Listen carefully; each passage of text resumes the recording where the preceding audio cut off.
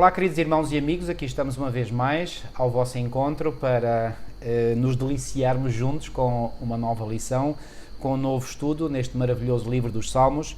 E esta semana, que já estamos na lição 10, o tempo passa, não é?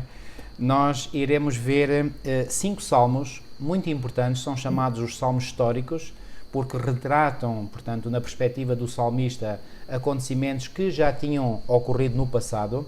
E esses salmos são, pela ordem que iremos estudar e como vem na lição, o Salmo 78, o Salmo 105, o Salmo 106, o Salmo 80 e o Salmo 135.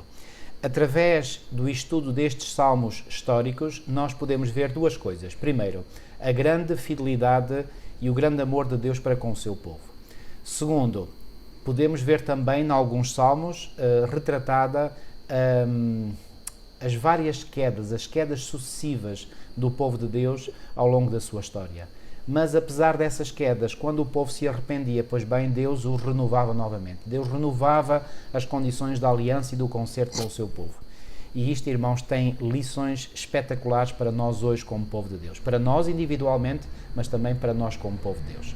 Pois bem, esta é assim uma pequena vista de conjunto da lição desta semana e sem mais delongas vou pedir ao irmão José Eloy, por favor, que possa orar connosco para que o Espírito Santo nos habilite, nos capacite a podermos transmitir a palavra de Deus da melhor forma possível. Irmão José Eloy, muito obrigado desde já. Obrigado, irmão. Aqui estamos, querido Pai, na Tua presença para mais uma vez pegar na Tua palavra e procurar introduzi-la também no nosso coração, Senhor, na nossa vida. Abençoa, querido Pai, com o Teu Espírito Santo a nossa mente e o nosso coração, as nossas palavras, que nós possamos dizer unicamente aquilo que é segundo a Tua vontade. Amém, e não segundo a nossa, e que nós possamos realmente transmitir aquilo que é da Tua vontade para todos nós, para o Teu povo. Amém, Senhor. Abençoa o pastor Paulo Cordeiro com o Teu Espírito, a mim também. Abençoa aqueles que queiram escutar e ouvir, Senhor, e que estas lições possam ser uma bênção espiritual muito grande de preparação para a vida eterna e para Amém. A Tua vinda, Senhor. Assim seja. Abençoa o Teu povo e a Tua Igreja neste sentido. Te pedimos e agradecemos, em nome de Jesus, aquele que é o nosso Criador, aquele que é o nosso Redentor e o Senhor das nossas vidas. Amém, Senhor. Assim seja. Ok, irmão, eu propunha que nós pudéssemos, uma vez que os salmos são tão ricos e têm lições tão importantes, que nós, enfim, vamos ver se é possível, nós conseguirmos ler todos os salmos e à medida que vamos lendo, vamos explicando. O irmão aí pode introduzir, como é habitual, alguma citação do Espírito de Profecia que achar importante e interessante. Então iríamos começar pelo Salmo 78, ok? Isto, se o irmão quiser fazer uma introdução geral ao tema, sinta-se à vontade e depois iríamos então mergulhar na análise de cada um destes salmos. Sinta-se à vontade, irmão. Bem? Sim, só uma análise geral muito rápida. O que é que nós vamos ver, por exemplo, quando nós lermos o Salmo 78? Nós vamos ver que a Igreja tem sido infiel ao Senhor. Quando eu digo a Igreja do Antigo Testamento. Uhum. É uma igreja, é o povo de Deus, é a igreja, tem sido infiel ao Senhor, é isso que nós notamos nos Salmos, e notamos isso sempre nos Salmos, o contraste com a fidelidade de Deus. Isso. No Salmo 105, vamos notar, portanto, a grande ênfase que o salmista coloca na fidelidade de Deus ao concerto com Abraão, depois dos séculos seguintes, e mostra também o Salmo 105 que Deus providencialmente foi orientando sempre o seu povo nos séculos a seguir. No Salmo 106 nós vamos analisar com a leitura, uma vez mais, o salmista, ou o Espírito Santo, através do salmista, queixa-se da infidelidade do povo, da Igreja, nos tempos do Antigo Testamento, e desta vez essa infidelidade foi repetida, houve uma repetição constante dessa infidelidade, que o Espírito Santo colocou neste salmo, e vemos também neste salmo que, apesar disso, quando o povo se arrepende verdadeiramente, que o Senhor perdoa. Depois, o Salmo 80, na quarta-feira, vemos também, uma vez mais, que o Espírito do Senhor, o Espírito Santo, coloca neste salmo a verdade de que Deus repreende o seu povo, Deus castiga, Deus indigna-se com o seu povo, mas também pode restaurar. E por último, na quinta-feira, nós vamos analisar com a leitura que, no Salmo 135, que Deus sempre protegeu o seu povo dos seus inimigos, O Senhor sempre fez isso ao longo dos séculos e este salmo não menciona a apostasia do seu povo, menciona apenas o caráter de Deus como protetor do seu povo e mostra um Deus que está acima dos deuses das nações, dos deuses falsos. E não esqueçamos que os deuses das nações naquele tempo eram demónios, portanto eram anjos caídos, que, portanto, procuravam controlar e dominar essas nações pagãs. Portanto, Deus está acima de todos esses deuses das nações que, no fundo, eram anjos caídos. Então, vamos começar, então, a nossa leitura no Salmo 78, a lição do domingo. Muito bem. Eu posso ler, irmão, os primeiros 8 versículos, depois o irmão lerá outros mais à frente. Então, aqui na minha versão, eu estou a usar a versão mais clássica, que é usada cá em Portugal, que é a versão Almeida Revista e Corrigida. Eu vou utilizar a ARA. Que é esta aqui, portanto, o irmão utiliza a ARA, embora eu também tenho a ARA, que é esta. Eu também tenho essa, eu também tenho sempre aqui ao pé de mim essa. Essa está muito boa, essa tradução está muito boa, a palavra de esperança. E então, Salmo 78 diz assim: escutai a minha lei, povo meu, inclinai os vossos ouvidos às palavras da minha boca. Escutai a minha lei, povo meu. Isto parece que era uma constante na história do povo de Israel. O maior problema que nós vemos ao longo da história do povo de Israel era que a lei de Deus era continuamente esquecida, ou frequentemente esquecida. Então aqui o Senhor faz um apelo, mais uma vez: escutai a minha lei, como quem diz, não deixeis de ter em consideração a minha lei, os meus mandamentos, porque eles são o GPS da vossa vida. Versículo 2: abrirei a minha boca numa parábola. Curiosamente, este versículo aqui é utilizado, portanto, no Salmo, aliás,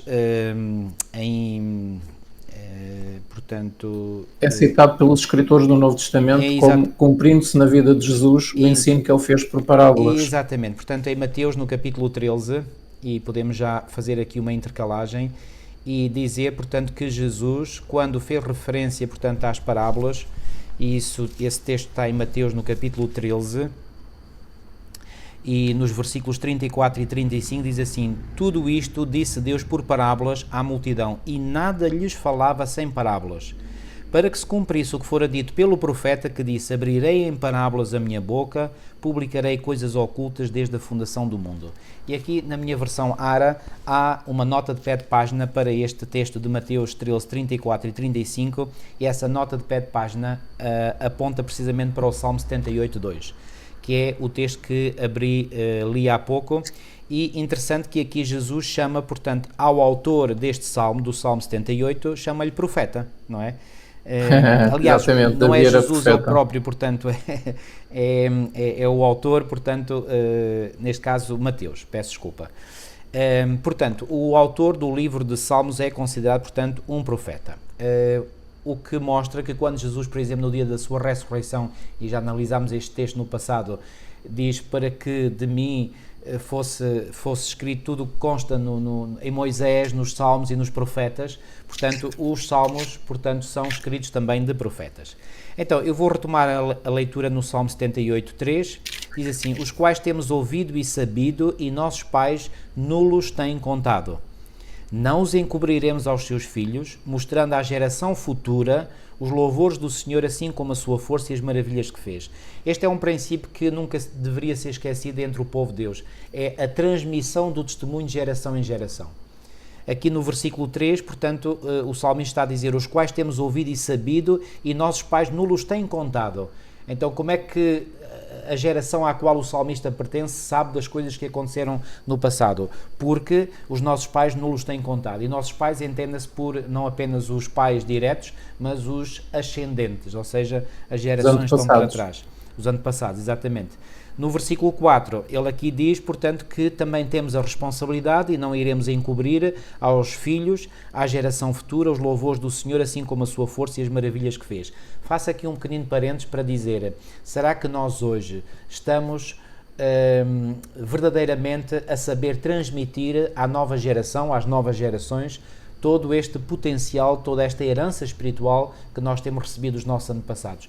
É uma pergunta que eu deixo para reflexão, pois é muito, muito, muito importante. Versículo 5. Porque ele estabeleceu um testemunho em Jacó e pôs uma lei em Israel. Jacó e Israel, termos sinónimos. Até porque Jacó foi aquele que veio a receber da parte de Deus o nome de Israel. e ordenou aos nossos pais que a fizessem conhecer a seus filhos, para que a geração vindoura a soubesse. Os filhos que nascessem se levantassem e a contassem aos seus filhos, para que pusessem em Deus a sua esperança e se não esquecessem das obras de Deus, mas guardassem os seus mandamentos. Esta é uma nota dominante nestes salmos históricos, que, portanto, o salmista faz um esforço de reavivar a história do povo passado para que pudessem, não é apenas para saber lições de história, claro, e isso é importante, mas o objetivo supremo de saber as lições de história era não se esquecerem da forma como Deus tinha conduzido, portanto, os seus antepassados do passado, e para lhes incutir na mente a ideia de que o mesmo Deus que fez as maravilhas que fez no passado é o mesmo Deus que pode fazer as maravilhas no presente. Porque Deus não muda, segundo diz Malaquias 3,6, correto? Versículo 8. E não fossem como seus pais, geração contumaz e rebelde, geração que não regeu o seu coração, olha aqui, geração que não regeu o seu coração e cujo espírito não foi fiel para com Deus. É muito importante aqui esta frase aqui do versículo 8, geração que não regeu o seu coração. Irmãos, se o nosso coração não está regido pelo poder do Espírito do Senhor, nós estamos completamente perdidos. Por isso é que aquele texto de Provérbios 4:23 diz, acima de tudo guarda o teu coração, porque dele procedem as fontes da vida. E eu gosto, já aqui referi, porque é um texto que eu gosto muito, como é que este versículo está escrito numa versão moderna. Diz, vigia acima de tudo o teu pensamento, porque dele depende a tua vida. Portanto, esta geração não regeu o seu coração, ou seja, não permitiu que os seus pensamentos, os seus sentimentos, tudo aquilo que está no seu coração, na sua mente, fossem controlados pelo Espírito do Senhor. Tudo começa aí, meus queridos. A nossa vida espiritual não terá sucesso se nós não controlarmos os nossos pensamentos. Esta geração, que é aqui descrita como uma geração contumaz e rebelde, não o fez e por isso sofreu as consequências. Irmão, vou deixar agora que faça a análise a partir do versículo 9 até onde o irmão quiser. Esteja à vontade. Exatamente. Vejam já agora nos versículos que o pastor acabou de ler a importância que Deus dá à sua lei, a importância que Deus dá aos seus testemunhos, aos seus mandamentos. É mencionado no versículo 5 o testemunho, é mencionado no versículo 7 no final os mandamentos que Deus queria que eles observassem. Isso. E agora no versículo 9 e no versículo 10 nós vamos ver novamente isso. Então o versículo 10, os filhos de Efraim, embora armados de arco, bateram em retirada no dia do combate. Não guardaram a aliança de Deus e não quiseram dar na sua lei. Vejam, portanto é mencionado a lei no versículo 5, é mencionado no versículo 7 e agora no versículo 10 a aliança e a lei. Quão importante é para Deus que o povo de Deus ande na sua lei, na sua aliança que Deus fez com o seu povo. Para nós, adventistas do sétimo dia, isso é muito importante. Esqueceram-se das suas obras, diz o 11, e das maravilhas que lhes mostrara. Prodígios fez na presença de seus pais, na terra do Egito, no campo de Zoã. Dividiu o mar e fê-los seguir, aprumou as águas como num dique. Quando isto dividiu as águas e aprumou como num dique, porque nós sabemos, pelo registro inspirado, que havia um muro de água à esquerda e outro muro de água à direita, não é? Nesta versão então, diz que as águas era parassem... como um dique, tinha o aspecto de um dique, não é? Só que a água ficava ali retida. Aqui esta versão diz as águas parassem como num montão, era um montão à esquerda, um montão como à direita. Como num montão, como num dique. Portanto, dividiu o mar, Deus é poderoso, de facto. Certo. Estes prodígios, guiou-os de dia com uma nuvem, diz o 14, e durante a noite com um clarão de fogo. Nós sabemos que Jesus estava escondido, digamos assim, oculto, é a palavra mais indicada, estava oculto dentro da nuvem que guiou o povo na sua caminhada pelo deserto. E essa nuvem gigantesca fazia sombra para todo o povo, que era mais de 1 milhão de pessoas. E à noite, quando o deserto é muito frio, a luz e o brilho da glória de Deus dava temperatura apropriada para o acampamento de mais de 1 milhão de pessoas durante a noite. Então, havia luz durante a noite, é como se tivéssemos acendido uma lâmpada. À noite, em nossas casas, nós ligamos uma lâmpada e vemos as coisas normalmente, não é? Então, de noite, no deserto, durante 40 anos, o Senhor foi uma luz de noite para o seu povo. Ou e seja, de dia foi uma sombra. A melhor lanterna que poderiam ter, não é?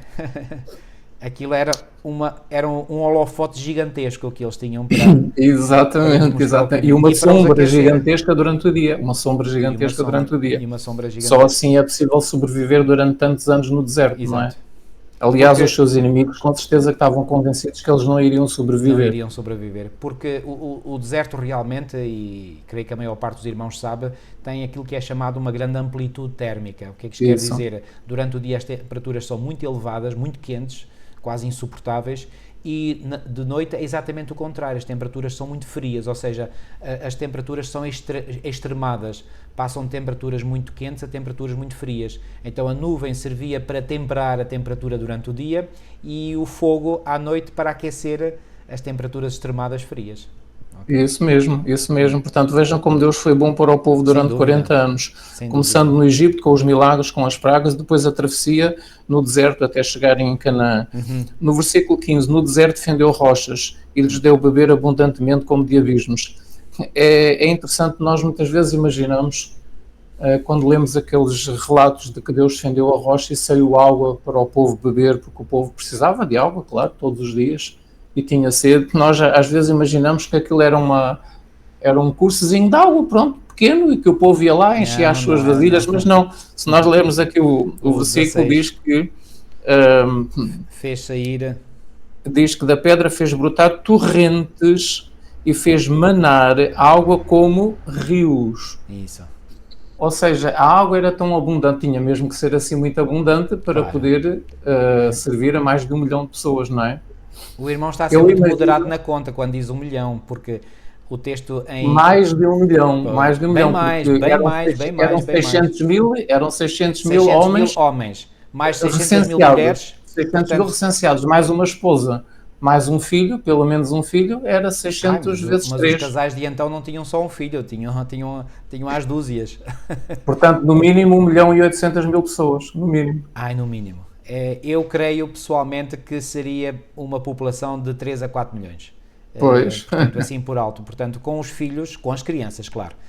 Adultos seriam, portanto, à volta um pouco menos de 2 milhões. Portanto, a contar pelo número de homens, 600 mil, vamos supor que seria um número semelhante de mulheres, portanto 600 mil mulheres, faz 1.200.000.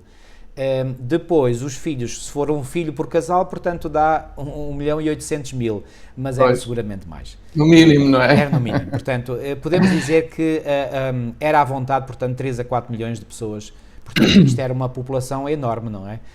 Uma população deste tamanho em movimento no deserto. Portanto, era algo impressionante mesmo. Portanto, são atos miraculosos que somente um ser que não é humano e que é divino consegue fazer este tipo de coisas, não é? Fazer brotar água da rocha e brotar água não um dia, é os dias todos que o povo estivesse acampado ali naquele sítio. Então eram muitos dias e a água sempre a correr. A água vinha de debaixo de chão, portanto de lençóis freáticos que existiam na zona e que Deus abriu uma passagem para essa água chegar ao de cima, não é? Muito bem. Era a água que existia ali. Isto é o que eu acredito, não é? Sim, ou então, pronto, a água foi sendo miraculosamente formada ali no sítio, na rocha, e estando sempre a brotar. Jesus não fez a multiplicação dos pães e dos peixes. Exato. Também pode multiplicar a água que existe um pouquinho e vai multiplicando ali na zona. É como nós quisermos, não é? Mas já agora, irmão, se me permite, eu já há tempos li um artigo em que dizia que há satélites norte-americanos que detectaram que o grande deserto do Saara, que é o maior deserto do mundo, tem muitos lençóis freáticos, lençóis de água nas profundezas e que eles calculam ser muitos quilómetros de profundidade. Portanto, ou seja, o deserto do Saara, por baixo da superfície, claro, está cheio de água, mas é lá bem fundo, não é? Portanto, é provável, quase certeza, portanto, que esta água já existia lá e Deus apenas permitiu que ela viesse lá das profundezas para a superfície. Já agora, portanto, também tem-se descoberto que muitos leitos de rios que outrora existiam no Saara e que hoje não existe água, estão secos, mas não só se nota de satélite aqueles leitos dos rios, porque quase que são imperceptíveis. Quem está ali só de cima, de muito alto, é que se consegue perceber que ali havia um rio. Portanto, há rios que hoje estão secos e que outrora fluíam através do deserto do Saara também. Então vamos continuar. O irmão ficou no versículo 16. Sim. Da pedra fez brotar torrentes, fez manar água como rios. 17. Mas ainda assim prosseguiram em pecar contra ele e se rebelaram no deserto contra o Altíssimo. Ou seja, é realmente impressionante que um povo que viu tantos milagres desde o Egito consiga comportar-se como diz a Bíblia, pecar contra Deus e rebelar-se contra Deus. Nós imaginamos, bom, se eu estivesse lá, muitas vezes nós pensamos, se nós estivéssemos lá, nós não tínhamos feito isto, então nós víamos os milagres e nós ficávamos tão apegados a Deus que nunca murmuraríamos contra Deus, mas realmente foi isto que aconteceu, pronto, e é impressionante como o inimigo pode conseguir trabalhar na mente e no coração de um ser humano que tem estado em ligação com Deus e a ver os milagres de Deus, como o inimigo consegue levar um ser humano a rebelar-se contra Deus na presença de milagres, na presença de coisas miraculosas. Os 18 tentaram a Deus nos seus corações, pedindo alimento que lhes fosse de gosto. É interessante aqui a parte final do 18. Alimento que fosse de gosto, nós já sabemos o que é. Por outros textos da Bíblia, eles queriam carne, não é? Aqui a minha versão é muito mais clara. Diz o versículo 18: e tentaram a Deus nos seus corações, pedindo carne para satisfazerem o seu apetite. Pois. Pedindo carne para satisfazerem o seu apetite. Carne, ou seja, para satisfazerem o seu apetite. E reparem, isto também é os apetites do povo não estavam controlados. Claramente. Não estavam controlados, não estavam. E não vale a pena nós apontarmos o dedo a este povo, porque connosco hoje acontece exatamente o mesmo, sem tirar nem pôr. E a pergunta que eu faço, e cada um de nós deve fazer a si mesmo, antes de apontarmos o dedo ao povo de Israel do passado, ou mesmo de apontarmos o dedo ao povo de Deus hoje, olhemos para nós próprios. Será que eu estou a controlar, com a ajuda do nosso Deus, do meu Deus, as minhas paixões, os meus apetites? Isto é absolutamente fundamental, irmãos. Assim como eu há pouco falei na necessidade de controlarmos os nossos pensamentos, nós temos que controlar os nossos sentimentos, as nossas paixões, os nossos apetites, os nossos desejos. Eu diria que os nossos pensamentos devem controlar esses sentimentos. E, curiosamente, e eu acho que isto não é por acaso, na arquitetura cerebral, sabe-se que o lóbulo frontal, que é onde está a sede do pensamento, do raciocínio, da razão, está acima de uma outra parte do cérebro onde está o chamado sistema límbico. E esse sistema límbico é que dirige, ou portanto, é a sede das nossas emoções, dos nossos desejos. Ou seja, a parte que controla o nosso pensamento está por cima da parte que controla os desejos. O que é que esta arquitetura cerebral me ensina? Me ensina que eu, pelos meus pensamentos, devo pôr em sujeição os meus sentimentos, as minhas emoções e os meus desejos. Ou seja, os sentimentos e os desejos devem estar em submissão à mente racional. E esta, obviamente, deve estar em sujeição à consciência e a consciência ao Espírito Santo. É assim que deve ser a hierarquia. Portanto, o Espírito Santo controla a nossa consciência, a consciência os pensamentos, e os pensamentos controlam as emoções e as paixões. Amigos, se não houver esta hierarquia de comando na nossa mente, nós estamos perdidos. Não é isso mesmo. Disto. E no processo da regeneração do ser humano, da recuperação do ser humano para que volte a ser aquilo que era no início, esse é o trabalho que Deus faz atualmente no seu povo. É pôr em ordem essas faculdades superiores do nosso ser, a controlar as faculdades inferiores do nosso ser. O lobo frontal a controlar o sistema límbico. Isso é muito importante, aquilo que o irmão disse. Há uma citação do Desejado de Todas as Nações, na página 60, onde Ellen White diz o seguinte: todos quantos querem aperfeiçoar a santidade no temor de Deus, têm que aprender as lições de domínio próprio e temperança. Os apetites do sistema límbico e as paixões do sistema límbico devem ser mantidos em sujeição às mais elevadas faculdades da mente. Aí está. O lobo frontal, pré-frontal.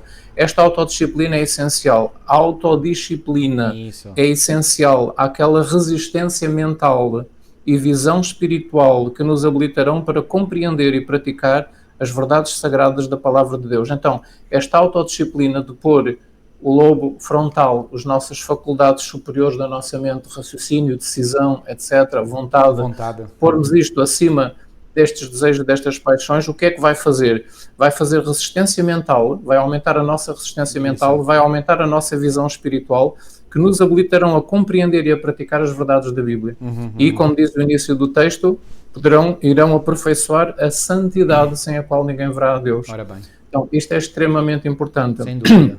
E depois diz assim: é por esta razão que a temperança tem o seu lugar na obra de preparação para a segunda vinda de Cristo. Sem dúvida. E não esqueçam, irmãos, que quando a Bíblia diz que a temperança é uma das coisas que é necessária para agradar a Deus, a palavra no original é domínio próprio. O que Deus está a dizer ali no Novo Testamento é que nós temos que ter domínio próprio.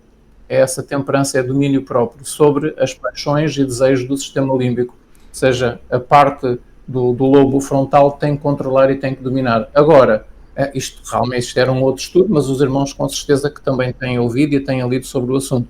Aquilo que nós comemos vai prejudicar, vai enfraquecer ou fortalecer o lobo frontal. O açúcar em demasia, por exemplo, a carne, o uso da carne. Portanto, há uma série de coisas que podem fortalecer ou enfraquecer o lobo frontal. Bebidas estimulantes como o café, o chá preto, ou chá verde, bebidas muito açucaradas como refrigerantes, bebidas estimulantes como a Coca-Cola. Enfim, estou só a mencionar alguns e agora anda para aí uma muito em voga que dizem que ainda é mais poderosa em termos estimulantes do que a Coca-Cola, que é a Red Bull. Enfim, só para dar alguns nomes, eu estou aqui a fazer publicidade pela negativa, atenção. Portanto, todas essas coisas deveriam receber da parte de nós, povo de Deus, muito mais atenção do que eu creio que nós temos dado. E o irmão José Eloy tocou num ponto essencial, que é a temperança, o domínio próprio. E eu creio que, assim como aconteceu no passado, está a acontecer connosco hoje. E eu digo connosco porque não vale a pena eu me estar aqui a destacar e, portanto, a fazer-me querer ser melhor. Eu estou a pensar na atitude humilde que Daniel teve quando fez aquela sua oração. Sim. Que está registada em Daniel 9. Daniel não se pôs acima do povo, ele colocou-se ao mesmo nível do povo e disse: nós temos pecado. Então eu não quero estar aqui a colocar-me, porque não sou, esse é o ponto fundamental, mas nós como povo, queridos irmãos, nós temos que dar muito mais atenção a estes assuntos e que têm a ver com a temperança, porque aquilo que nós metemos desta boca para dentro vai determinar grandemente a nossa condição psicológica, a nossa condição espiritual, e isso vai influenciar negativa ou positivamente na nossa caminhada espiritual. Isso a preparação para a vida eterna. Exatamente, porque o que está aqui em jogo é a nossa vida eterna, não é? E, portanto, nós podemos pôr em risco a vida eterna através da falta, por exemplo, de controle do apetite. Olha, Esaú pôs em xeque a sua vida eterna por não ter controlado o seu apetite, quando quis o guisado de lentilhas que o seu irmão estava a cozinhar, não é? E estava tão desejoso e, portanto, o apetite era tão premente, tão forte, que ele vendeu o seu direito de primogenitura, e o direito de primogenitura era o facto de ele poder ser o continuador da descendência ou da linhagem espiritual do seu pai, do seu avô, etc. E ele ignorou simplesmente isso. Porquê? Por causa do seu apetite que prevaleceu, portanto, sobre a razão. Exatamente. Portanto, ele permitiu que o seu sistema límbico dominasse sobre a razão. E Esaú, ao fazer essa escolha, pois bem, fez uma escolha que o levou à perdição. Okay? Portanto, isto é muito importante, irmãos, muito importante. E eu fico um bocadinho, ou muito, incomodado e perturbado quando vejo muitos irmãos hoje que parece que não têm consciência da ligação que há entre aquilo que nós comemos e a nossa vida espiritual. Sim, há uma ligação extremamente íntima e profunda. Não podemos negar isto. Portanto, há pessoas que pensam, uma coisa é a minha vida espiritual, outra coisa é aquilo que eu como. Não, as duas coisas estão intimamente ligadas uma à outra. Não há como desconectar. Não há mesmo. Não Exatamente. Dá. E conhece aquele provérbio popular que diz: pela boca morre o peixe. Morre o peixe e morremos nós. E o pior é que essa morte pode ser morte eterna. Para além da morte antecipada, não é? Podemos ter uma morte abreviada. O Senhor provavelmente até queria que nós tivéssemos mais anos de vida nesta terra e morremos mais cedo porque descuidámos conselhos que Ele nos deu claramente na sua palavra, no Espírito de Profecia, não é? Mas tudo aquilo que está no Espírito de Profecia, embora seja em mais detalhe, mas está em perfeita sintonia com o que está na palavra de Deus, e nós como povo temos ignorado isso, como aliás o povo de Israel no passado ignorou.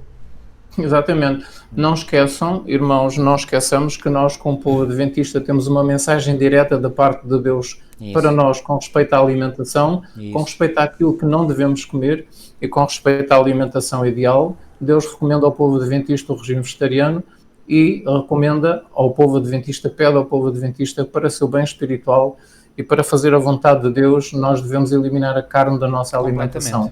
Completamente. Então, e não só a carne, o açúcar, etc. e outras coisas.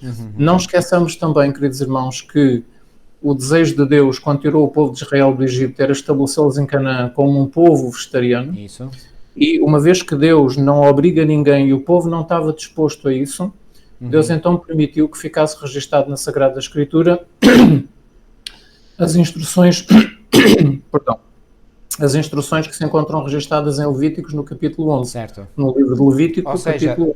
essas indicações que vêm em Levítico 11 e Deuteronômio 14 são já uma concessão de Deus. Uma concessão, muito bem, uma permissão. E eu ponho essa concessão ao mesmo nível, por exemplo, da concessão relatada em 1 Samuel 8, quando Deus concedeu, permitiu que o povo tivesse um rei. O plano original de Deus era que o povo de Israel não tivesse nenhum rei. O rei supremo deveria ser o próprio Deus. Mesmo.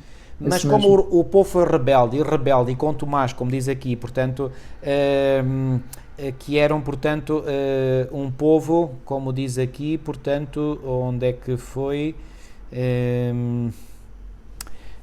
Portanto, contumaz e rebelde, versículo 8 do Salmo 78. E, portanto, como eles foram rebeldes e contumazes, portanto, e pediram e suplicaram um rei, Deus finalmente permitiu que eles tivessem um rei. Da mesma forma, Deus não queria, como o irmão José Eloy disse, e muito bem, eu quero enfatizar isso, Deus queria que o regime alimentar do seu povo, ao serem introduzidos na Terra Prometida, fosse o regime alimentar do início do Éden, ou seja, o regime vegetariano. Eles foram contumados, foram rebeldes, então o Senhor, em concessão, permitiu então que eles se alimentassem de carne, mas disse, ok, carnes, mas só de animais limpos, de animais imundos não. Então, esse plano dietético, essa dieta, é uma concessão. Nós hoje somos chamados e temos o privilégio de voltar ao plano A de Deus. Porque a alimentação baseada em carne de animais limpos é o plano B, não é o plano A. O plano A é o regime vegetariano. Não se esqueçam disso, irmãos. Tá bom? Muito bem. Além do... O irmão deu aí muito bem esse exemplo, portanto, portanto, da escolha de um rei. Deus não queria que eles tivessem rei, muito bem, e Deus acabou por lhes dar um rei e acabou por virem outros reis. Outra concessão que Deus fez, é exemplo do que Deus fez com o regime cárneo, que permitiu a carne na alimentação, não sendo essa a vontade de Deus, não é esse o seu plano, é a questão do divórcio. Deus também não tinha a intenção de que o divórcio existisse entre o seu povo. Isso. E Deus permitiu a carta de desquite, permitiu o divórcio devido à dureza do coração do povo. Então, 24. O regime cárneo é porque o coração do povo é duro. Isso. Um rei para governar o povo é porque o coração do povo é duro. E o divórcio é porque o coração do povo é duro. Tal e qual. Como é que nós sabemos que não era essa a vontade de Deus para o regime alimentar do seu povo? Porque durante os 40 anos Deus deu-lhes o maná. Isso. Agora eu pergunto, Deus não poderia dar codornizes 2 vezes por semana ou 3 vezes por semana? Claro. Ou dar-lhes uma vez por semana, ou dar-lhes todos os dias as codornizes? Deus poderia ter dado as codornizes todos os dias. Com certeza. Mas Deus não fez isso. Fez porque eles murmuraram e se queixaram e fez aquilo durante um dia, não é? E como iremos ler, quando o Senhor deu codornizes, ele se irou contra o povo, não é? Isso mesmo, exatamente. Portanto, Deus nunca mais deu isso de livre vontade ao povo, foi só porque eles murmuraram durante algum tempo. Aí vemos que a vontade de Deus não era essa. Isso. A alimentação que Deus quer que o seu povo tenha é uma alimentação como a que Adão e Eva tinham no paraíso. Isso. E foi, portanto, instituída após a entrada do pecado. O versículo diz... é o 19, irmão. Versículo 19. Falaram contra Deus dizendo, no verso 19, pode acaso Deus preparar-nos mesa no deserto? Com efeito, feriu ele a rocha e dela manaram águas, transbordaram caudais. Pode ele dar-nos pão também? Ou fornecer carne para o seu povo? Portanto, isto são as palavras que o povo disse a Deus. Certo. Então, afinal, Deus pode ou não pode dar-nos carne para nós comermos e preparar para nós uma mesa no deserto? Mostra o seu poder, faça isso para nós. Portanto, e a Bíblia diz, no início do verso 19, falaram contra Deus. Isso. Ao falar assim deste modo, falaram contra Deus. E no início do verso 18 diz, tentaram Deus. Isso. Não é? E o versículo 17 diz, prosseguiram em pecar e se rebelaram. Portanto, e aqui diz o que foi, não é? Então fala mesmo em carne. E no verso 21, ouvindo isto, o Senhor ficou indignado. Acendeu-se fogo contra Jacó e também se levantou o seu furor contra Israel. Então aqui nós sabemos que depois o Senhor se indignou. E houve uma praga, não é? Porque não creram em Deus, diz o 22, nem confiaram na sua salvação. Depois de terem visto tantos milagres, ainda não confiavam em Deus, nem criam nele. Não conseguiam confiar nele, estavam sempre a murmurar, sempre a queixar-se e a duvidar do poder de Deus. Nada obstante, o 23 ordenou às alturas e abriu as portas dos céus, fez chover maná sobre eles para alimentá-los e lhes deu o cereal do céu ou o pão do céu. Portanto, e a minha versão fala no trigo do céu. Isto é o qual o pão dos anjos. E depois fala no pão, exato. Portanto, é chamado o maná, é chamado o pão do céu e o pão dos anjos, o cereal do céu e o pão dos anjos. É chamado o pão dos anjos porque era dado pelos anjos. Os anjos faziam com que aquilo se formasse todas as noites no acampamento para que eles pudessem colher de manhã cedo. Já agora, irmão, aqui as versões, as expressões que aparecem na minha versão é, portanto, o maná, no início do versículo 24, depois fala no trigo do céu. Portanto, não ou o cereal do céu, como diz a minha. Que é o trigo do céu. E depois no 25 o pão dos poderosos. Pão dos poderosos, dos anjos. Dos anjos, porque os anjos são poderosos, não é? Gosto daquela expressão de Ellen White quando ela se refere aos anjos de Deus e diz magníficos em poder. Portanto, são magníficos em poder, são poderosos. Portanto, aqui a expressão é idêntica. E no Salmo 105:40 fala do pão do céu. Portanto, Deus deu, portanto, para o povo, durante 40 anos, este cereal do céu, este trigo do céu, chamado o pão dos anjos. Portanto, se era o pão dos anjos, se era o trigo do céu, portanto, seria uma comida boa, não é? Mas eles não estavam contentes com esta comida, apesar de ser boa, apesar de ser nutritiva, não é? E eles quiseram mais. Continua a ler, irmão. Pensem nisso, irmãos. Deus podia ter dado codornizes todos os dias. Pois podia, mas não deu. O 26. Fez soprar do céu o vento do Oriente, e pelo seu poder conduziu o vento sul. Também lhes fez chover sobre eles carne como poeira. Lembram-se as codornizes, como eles murmuraram? Certo. Deus deu-lhes isto. E voláteis, ou seja, aves, são aves, são seres que voam como a areia dos mares. Ou seja, eram milhares e milhares de codornizes que se espalharam pelo acampamento e eles foram apanhando aquela carne, não é? Porque murmuraram contra Deus.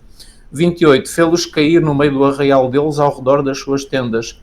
29. Então comeram e se fartaram a valer, pois lhes fez o que desejavam. 30. Porém não reprimiram o apetite. Tinham ainda na boca o alimento quando se levou contra eles a ira de Deus. E entre os seus mais robustos semeou a morte e prostrou os jovens de Israel. Então isto é interessante porque é que eles acabaram por morrer? Muitos que comeram aquela carne, porque conforme diz o início do verso 30, não reprimiram o apetite. Isso, ou seja, mesmo. Comeram em excesso. Comeram em excesso. Não é? E acabaram por morrer, não é? Deus também se indignou contra eles e permitiu que eles morressem. Estavam com uma gula tão desenfreada que aquilo foi toca a comer e depois, enfim, é terrível. Já agora o irmão, se quiser continuar a ler, do 31. Portanto, o 31, quando a ira de Deus desceu sobre eles e matou os mais fortes deles e feriu os escolhidos de Israel, com tudo isto ainda pecaram e não deram crédito às suas maravilhas, pelo que consumiu os seus dias na vaidade e os seus anos na angústia. Versículo 34, pondo-os ele Deus à morte, então o procuravam e voltavam e de madrugada buscavam a Deus. Ou seja, quando Deus se irava e, portanto, trazia juízos sobre o povo, então eles aí, lá caíam neles e então passavam a buscar a Deus. E diz aqui algo que deve ser uma lição para cada um de nós. E de madrugada buscavam a Deus. Também deve ser o momento em que nós devemos, de preferência, buscar a Deus logo de madrugada. Ainda esta semana li um artigo que saiu da nossa revista Adventista aqui em Portugal, a revista Adventista de Janeiro, que fala dos hábitos, portanto, de comunhão que a Ellen White tinha, e era também de madrugada, antes de nascer do sol, que ela se levantava muitas vezes para comungar com Deus. Versículo 35, e lembravam-se de que Deus era a sua rocha e o Deus Altíssimo o seu Redentor. Quando é que eles se lembravam disto? Pois bem, quando viam às vezes manifestações da ira de Deus. E essa ira de Deus não era para os destruir, embora houve alguns que fossem destruídos. Era sobretudo para os abanar, para eles se voltarem para o bom caminho, para serem obedientes. E é o que Deus hoje faz connosco, queridos. Deus por vezes tem que nos abalar, tem que nos dar, enfim, manifestações da sua ira para nós entrarmos nos eixos, não é? Sim, faz parte da educação, da disciplina para podermos ter a vida eterna. E eu costumo dizer, que Deus me dê tudo aquilo que for necessário para eu não perder a vida eterna, porque eu não quero perder a vida eterna. Portanto, tudo aquilo, todas as bufetadas, todos os juízos, todas as iras que Deus manifestar para comigo, que eu possa sempre receber de boa vontade, não é? Porque eu sei que o objetivo supremo de Deus, o objetivo final de Deus não é a minha destruição, é a minha salvação. Isso mesmo. Portanto, tudo aquilo que Deus permite que me aconteça é para o meu bem. E quando eu falo para mim, obviamente, isto é para cada um de nós, para todos nós. Exatamente. Somos crentes. Versículo 36, todavia lisonjeavam-no com a boca e com a língua lhe mentiam. O que é que isto quer dizer? Eles Deus, ajuda-nos, mas depois na prática esqueciam-se de Deus, ou seja, Deus está aqui a considerar que eles lhe mentiam com a língua, ou seja, porque estava o louvor na ponta da língua, não é? Mas na verdade o seu coração não estava inclinado para Deus. Não esqueçamos que tudo isto que nós estamos a ler são pensamentos que o Espírito Santo colocou para o seu povo em todas as épocas, para nós adventistas do sétimo dia também, até ao fim dos tempos. São pensamentos que o Espírito Santo colocou na mente do salmista para ficarem escritos, para serem lidos através de todos os séculos até à segunda vinda de Cristo. Isso. Ou seja, isto nestes salmos está aquilo que Deus não quer, aquilo que Deus não gosta, aquilo que indigna Deus, aquilo que entristece Deus e aquilo que nos desqualifica para a vida eterna.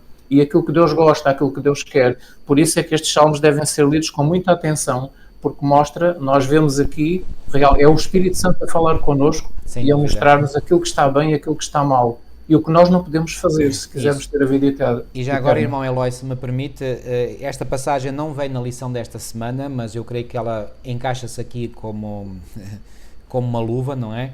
É a passagem do apóstolo Paulo em 1 Coríntios 10, quando a partir do versículo 5, ele fala no versículo 4 que a pedra era Cristo, a pedra que os seguia, a pedra que os dirigia, que os orientava, não é? Nas suas peregrinações através do deserto. E depois no versículo 5 Paulo recorda o que os salmistas fizeram também, mas Deus não se agradou da maior parte deles, pelo que foram prostrados no deserto. E estas coisas foram-nos feitas em figura, para que não cobicemos as coisas más como eles cobiçaram. Pois. Não vos façais, pois, idólatras, como alguns deles, conforme está escrito, o povo assentou-se a comer e a beber. Isto foi no episódio do bezerro de ouro, que iremos ver num salmo mais à frente. E levantou-se para folgar, outra versão diz, e levantou-se para divertir-se. E não nos prostituamos, como alguns deles fizeram e caíram num dia 23.000. Também isto vem referido pelo salmista. E não tentemos a Cristo, como alguns deles também tentaram e pereceram pelas serpentes. E não murmureis, como também alguns deles murmuraram e pereceram pelo destruidor. E agora reparem o que Paulo diz no versículo 11. Ora, tudo isto lhes sobreveio como figuras, e estão escritas para aviso nosso, para quem já são chegados os fins dos séculos. Isso mesmo. Então, devemos prestar atenção a estes episódios da história do nosso povo do passado, e eu digo bem do nosso povo, porque, como diz aqui a autora da lição, e eu achei muito interessante, nós devemos sentir que este povo do passado são os nossos antepassados espirituais.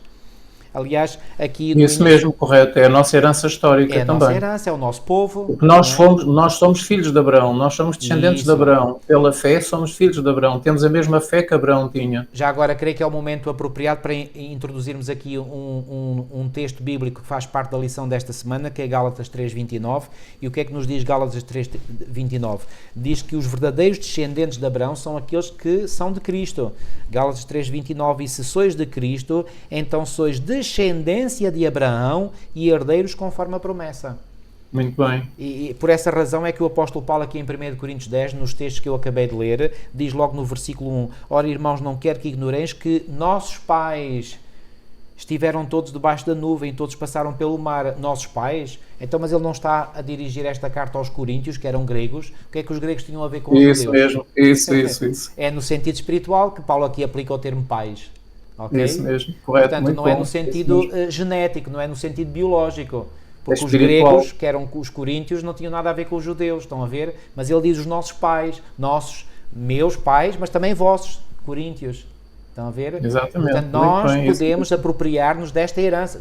Podemos e devemos apropriar-nos desta... Portanto, são os nossos antepassados, são os nossos pais espirituais.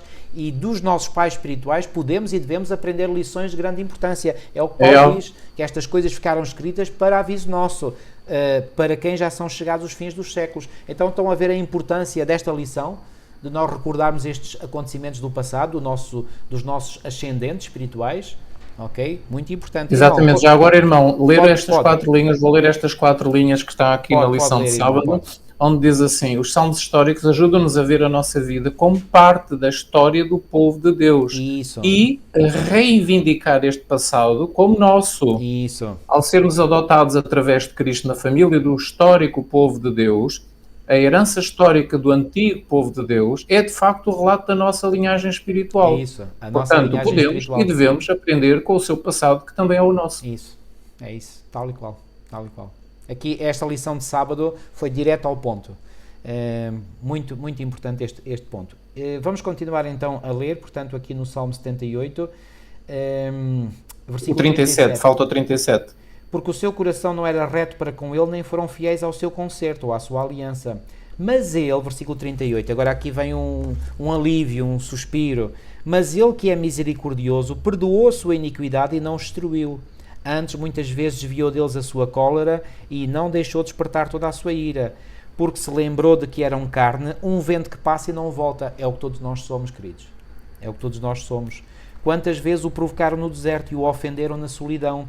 E embora aqui nesta versão, portanto, na outra fala só do deserto, e claro, no deserto há a solidão, eu creio, queridos, que nós podemos aqui fazer uma aplicação espiritual deste texto que é o versículo 40. Eu vou ler mais uma vez. Quantas vezes o provocaram no deserto e o ofenderam na solidão? Quantas vezes na nossa própria solidão, na nossa solidão mental, nós podemos ofender Deus? E como é que nós podemos ofender Deus? Permitindo que maus pensamentos sejam alimentados na nossa mente. Quando nós devemos ter o cuidado de, quando vem um mau pensamento, nós o afugentarmos de imediato da nossa mente, não permitir que esse pensamento ganhe raízes, que seja acariciado na nossa mente. Portanto, muita atenção àquilo que nós fazemos na solidão, na nossa solidão, quando ninguém nos vê, quando ninguém sabe o que se passa na nossa mente. Porque Deus sabe, Deus conhece, e nós temos de dar contas a Deus. É o que nos diz Paulo em Romanos 14:12, cada um dará conta de si mesmo a Deus, ok? Irmão, continua a ler, por favor. Muito importante, isto que o irmão leu é muito importante. Aliás, todos estes versículos são extremamente importantes. Nós deveríamos meditar realmente nisto, nós deveríamos meditar frequentemente nisto. Quantas vezes se rebelaram contra ele, tantas vezes realmente o Espírito Santo colocou aqui estas palavras para mostrar que Deus estava saturado, estava cansado. E na solidão provocaram, tornaram a tentar a Deus, agravaram o Santo Israel. O versículo 42, não se lembraram do poder dele, nem do dia em que os resgatou do adversário, de como no Egito operou ele os seus sinais e os seus prodígios no campo de Zoan, e converteu em sangue os rios deles, para que das suas correntes não bebessem. Enviou contra eles enxames de moscas que os devoravam, em rãs que os destruíam. Isto é uma menção às pragas que caíram no Egito. Isto são as pragas, isto é uma referência às pragas do Egito. Ou seja, o que o Espírito Santo está a dizer aqui é: então eu não vos mostrei o meu poder, eu não vos mostrei estes sinais, eu não mostrei que me interesso por vocês, eu não mostrei que vos quero ajudar, que vos quero libertar, que vos quero tirar do Egito, e vocês rebelam-se contra mim, pecam contra mim, murmuram contra mim, queixam-se de mim, queixam-se de Moisés. Como é que vocês conseguem fazer isso depois de eu ter feito tanto por vocês e vocês conseguem ter estes sentimentos tão negativos a meu respeito? No fundo, o Espírito Santo colocou isto aqui para ver o contraste do que Deus faz, e o povo não corresponde, o povo não corresponde a todo o amor, a todo o carinho, a toda a atenção que Deus manifesta para com eles. E hoje? E hoje é exatamente o mesmo. É igual, a Igreja do Senhor tem sido sempre assim. No entanto, não esqueçam, sempre houve um remanescente ao longo dos séculos. Certo. Em cada época, em cada ano, em cada década, em cada século, sempre houve um remanescente. Ou seja, se bem que a maioria fosse infiel, o Senhor tinha sempre o seu povo fiel. Isso. E é esse remanescente que Deus promete salvar. São aqueles que se arrependem verdadeiramente e que seguem o Senhor, são esses que Deus promete salvar, são esses que Deus consegue trabalhar, polir, para colocá-los na vida eterna. E esses devem ser exemplo para os outros, para que os outros também se convertam, não é? Já agora, essa noção de remanescente faz-me lembrar um texto do apóstolo Paulo, em Romanos, no capítulo 9, no versículo 27, que diz: também Isaías clamava acerca de Israel, ainda que o número dos filhos de Israel seja como a areia do mar, o remanescente é que será salvo. Muito bem, isso mesmo. O remanescente é que será salvo. Portanto, este conceito do remanescente, que nós hoje falamos muito, não é algo que exista só hoje. Existiu ao longo de toda a história bíblica. Toda a história bíblica, desde Adão. No Novo Testamento. Desde Adão. Reparem, desde Adão. Quando a descendência de Adão se começou a multiplicar sobre a terra, não é? Quem era o remanescente? O remanescente era a descendência de Sete. Isso mesmo. A descendência de Sete era o remanescente.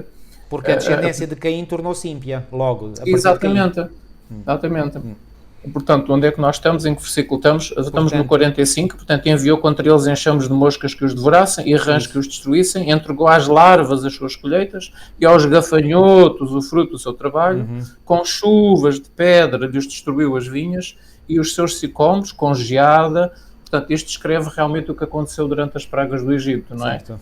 E lembram-se daquele salmo que nós lemos na outra lição, onde Deus diz aqueles versículos todos que dizem: porque a bondade do Senhor é para sempre, a sua misericórdia dura para sempre. É o Salmo 136. E lembram-se do salmo, dizia: ele feriu os egípcios, e ele destruiu reis, e ele fez isto. Ou seja, estas coisas que Deus fez no Egito é porque Deus é bom para o seu povo. É isso mesmo.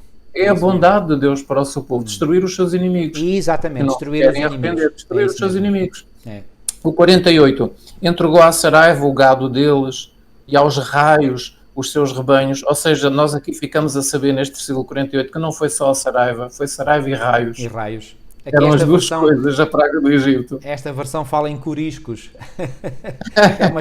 que é uma palavra usada muito pelos nossos antepassados aqui em Portugal. Por isso é que se dizia raios e coriscos. No fundo são termos semelhantes. Coriscos é um raio, portanto. Mas 49. Lançou contra eles o furor da sua ira, cólera, indignação, calamidade, legião de anjos, portadores de malas. Deu livre curso à sua ira, não poupou da morte a alma deles, mas entregou-lhes a vida à pestilência, feriu todos os primogénitos do Egito, as primícias da virilidade nas tendas de cão. Portanto, aqui descreve as pragas do Egito até ao verso 51. Até ao verso 51 e termina precisamente com a 10ª praga, que foi a praga que caiu sobre os primogénitos. Com a 10ª praga, exatamente. Por este versículo ficamos também a saber que a descendência de Cã, o terceiro filho de Noé, deu origem ao reino do Egito, não é? Aos egípcios, não é? E há quem diga, portanto, que a descendência de Cã, que começou com os egípcios, se estendeu por todo o continente africano. Sim. Todos os africanos, portanto, são descendência de Cã. Exatamente. Muito bem. O 52, fez sair o seu povo como ovelhas e o guiou pelo deserto como um rebanho. Vejam aqui, agora aqui o Espírito Santo está a dizer que eu fui um pastor para vocês. Ou seja, o contraste não poderia ser mais marcante. Por um lado vemos a infidelidade do povo e do outro lado a grande fidelidade de Deus. O carinho de Deus e a fidelidade de Deus para com eles. Eles sempre rebeldes. Sabem, é como um pai quando está a educar um filho que é adolescente ou ainda antes da adolescência. Ele quer levá-lo pelo caminho certo e o filho é rebelde, rebela-se contra o pai, contra a mãe, e o pai é muito exigente, rebela-se, e o pai com carinho e a mãe, mas filho, este é o melhor caminho, este é o caminho pelo qual tu deves andar. E então o pai vai corrigindo o filho, a mãe vai corrigindo o filho, e é assim que Deus faz connosco. Tal e qual. Tal e qual, quer dizer, Deus é melhor ainda. É muito melhor do que dirigiu, portanto, o 53 dirigiu com segurança e não temeram, ao passo que o mar submergiu os seus inimigos. Vejam aqui o contraste, o carinho de Deus para com o seu povo, mas portanto, a justiça de Deus para com os seus inimigos. O irmão pode continuar a ler. Ok. Versículo 55, e expulsou as nações de diante deles. 54. 54, peço desculpa. E conduziu-os até ao limite do seu santuário, até este monte que a sua destra adquiriu, e aqui, portanto, refere-se ao território geográfico da terra prometida, não é? Versículo 55, e expulsou as nações de diante deles, não é? Foi aquelas nações cujos nomes terminavam em eus, os freseus, os heteus, os prezeus, etc., tudo terminado em eus, e dividindo suas terras, lhes deu por herança, e fez habitar em suas tendas as tribos de Israel. Agora, mais uma vez, versículo 56. Mais uma vez a apostasia. A apostasia, a infidelidade. A rebelião. Contudo, tentaram e provocaram o Deus Altíssimo e não guardaram os seus testemunhos, que é outra palavra para os seus mandamentos, mas tornaram atrás. Portanto, esta ideia do voltar atrás é quando se volta para o caminho da rebelião, da apostasia, do pecado, não é? Mas ou seja, em vez de haver progresso, houve um retrocesso. Um retrocesso, exatamente. Ou seja, já é mau quando alguém não avança e permanece no mesmo sítio. Já pior é mau. Ainda é quando retrocede. Agora, quando há um retrocesso, pior ainda. Isso então é horrível. Isso então é deitar a perder tudo aquilo que se conseguiu até aí. É como aquela pessoa que foi libertada, por exemplo, de um determinado vício, pela graça do Senhor, pelo poder do Senhor, e depois volta ao mesmo vício. Pois. O apóstolo Pedro chama isso, ou compara isso com voltar ao vómito. A porca lavada que volta ao seu lamaçal e o cão que volta ao seu vómito. Mas tornaram atrás, versículo 57, e portaram-se aleivosamente como seus pais, viraram-se como um arco traiçoeiro, pois lhe provocaram a ira com os seus altos e despertaram-lhe o zelo com as suas imagens de escultura. Ou seja, um dos maiores pecados que caracterizou o povo de Israel nesta época histórica, e estou a falar esta época, portanto, foi o período pré-exílico, antes do exílio em Babilónia, porque depois do exílio em Babilónia eles não mais caíram na idolatria, mas caíram num formalismo seco e estéril, não é? Mas já agora os irmãos já percebem-se aqui que a partir do versículo a partir do versículo 55 já descreve o comportamento do povo de Deus em Canaã, depois de estabelecido em Canaã, isso mesmo. A partir do versículo 55. Certo. Então, pois lhe provocaram, versículo 58, a ira com os seus altos e despertaram. Que altos eram estes? Lá no alto faziam, portanto,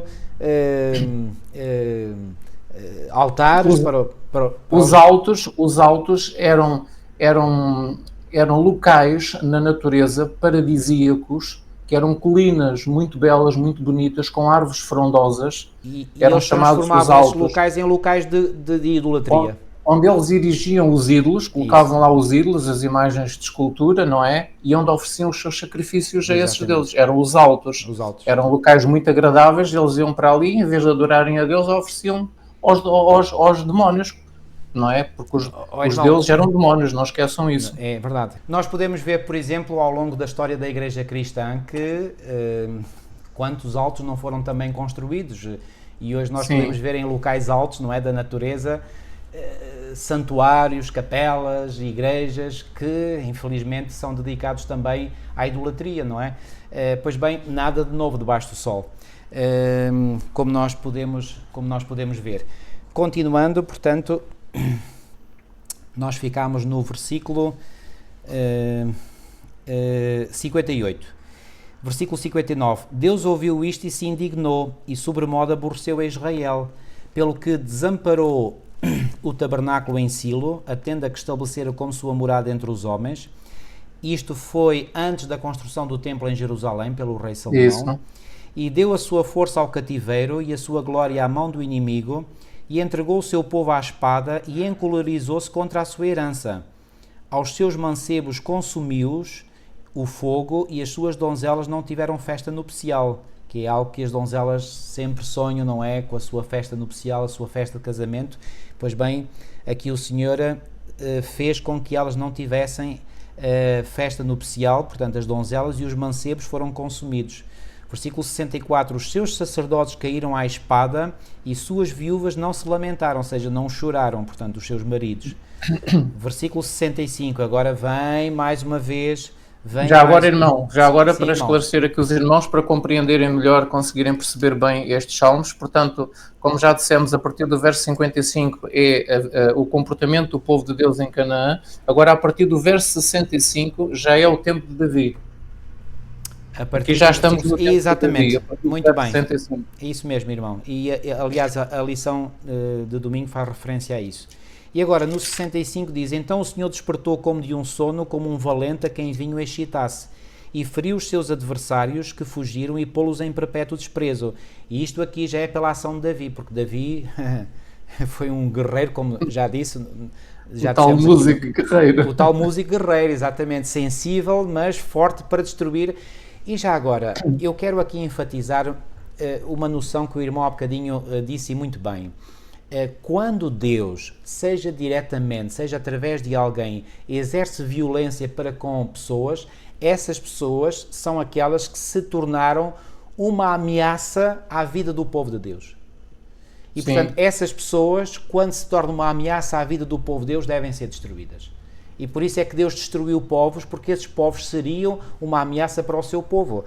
E isto é como hoje, nós compreendemos isto bem, por exemplo, quando uma pessoa que fica deslocada passa a ser uma ameaça à segurança dos outros, de pessoas de bem, essa pessoa, duas uma, ou tem que ser eliminada ou terá que ser presa, não é? Para não pôr em risco a segurança dos outros, não é? E, portanto, aqui era exatamente o mesmo princípio. Portanto, Deus permitia que os inimigos do povo de Deus fossem destruídos porque eles punham em risco a segurança do seu povo.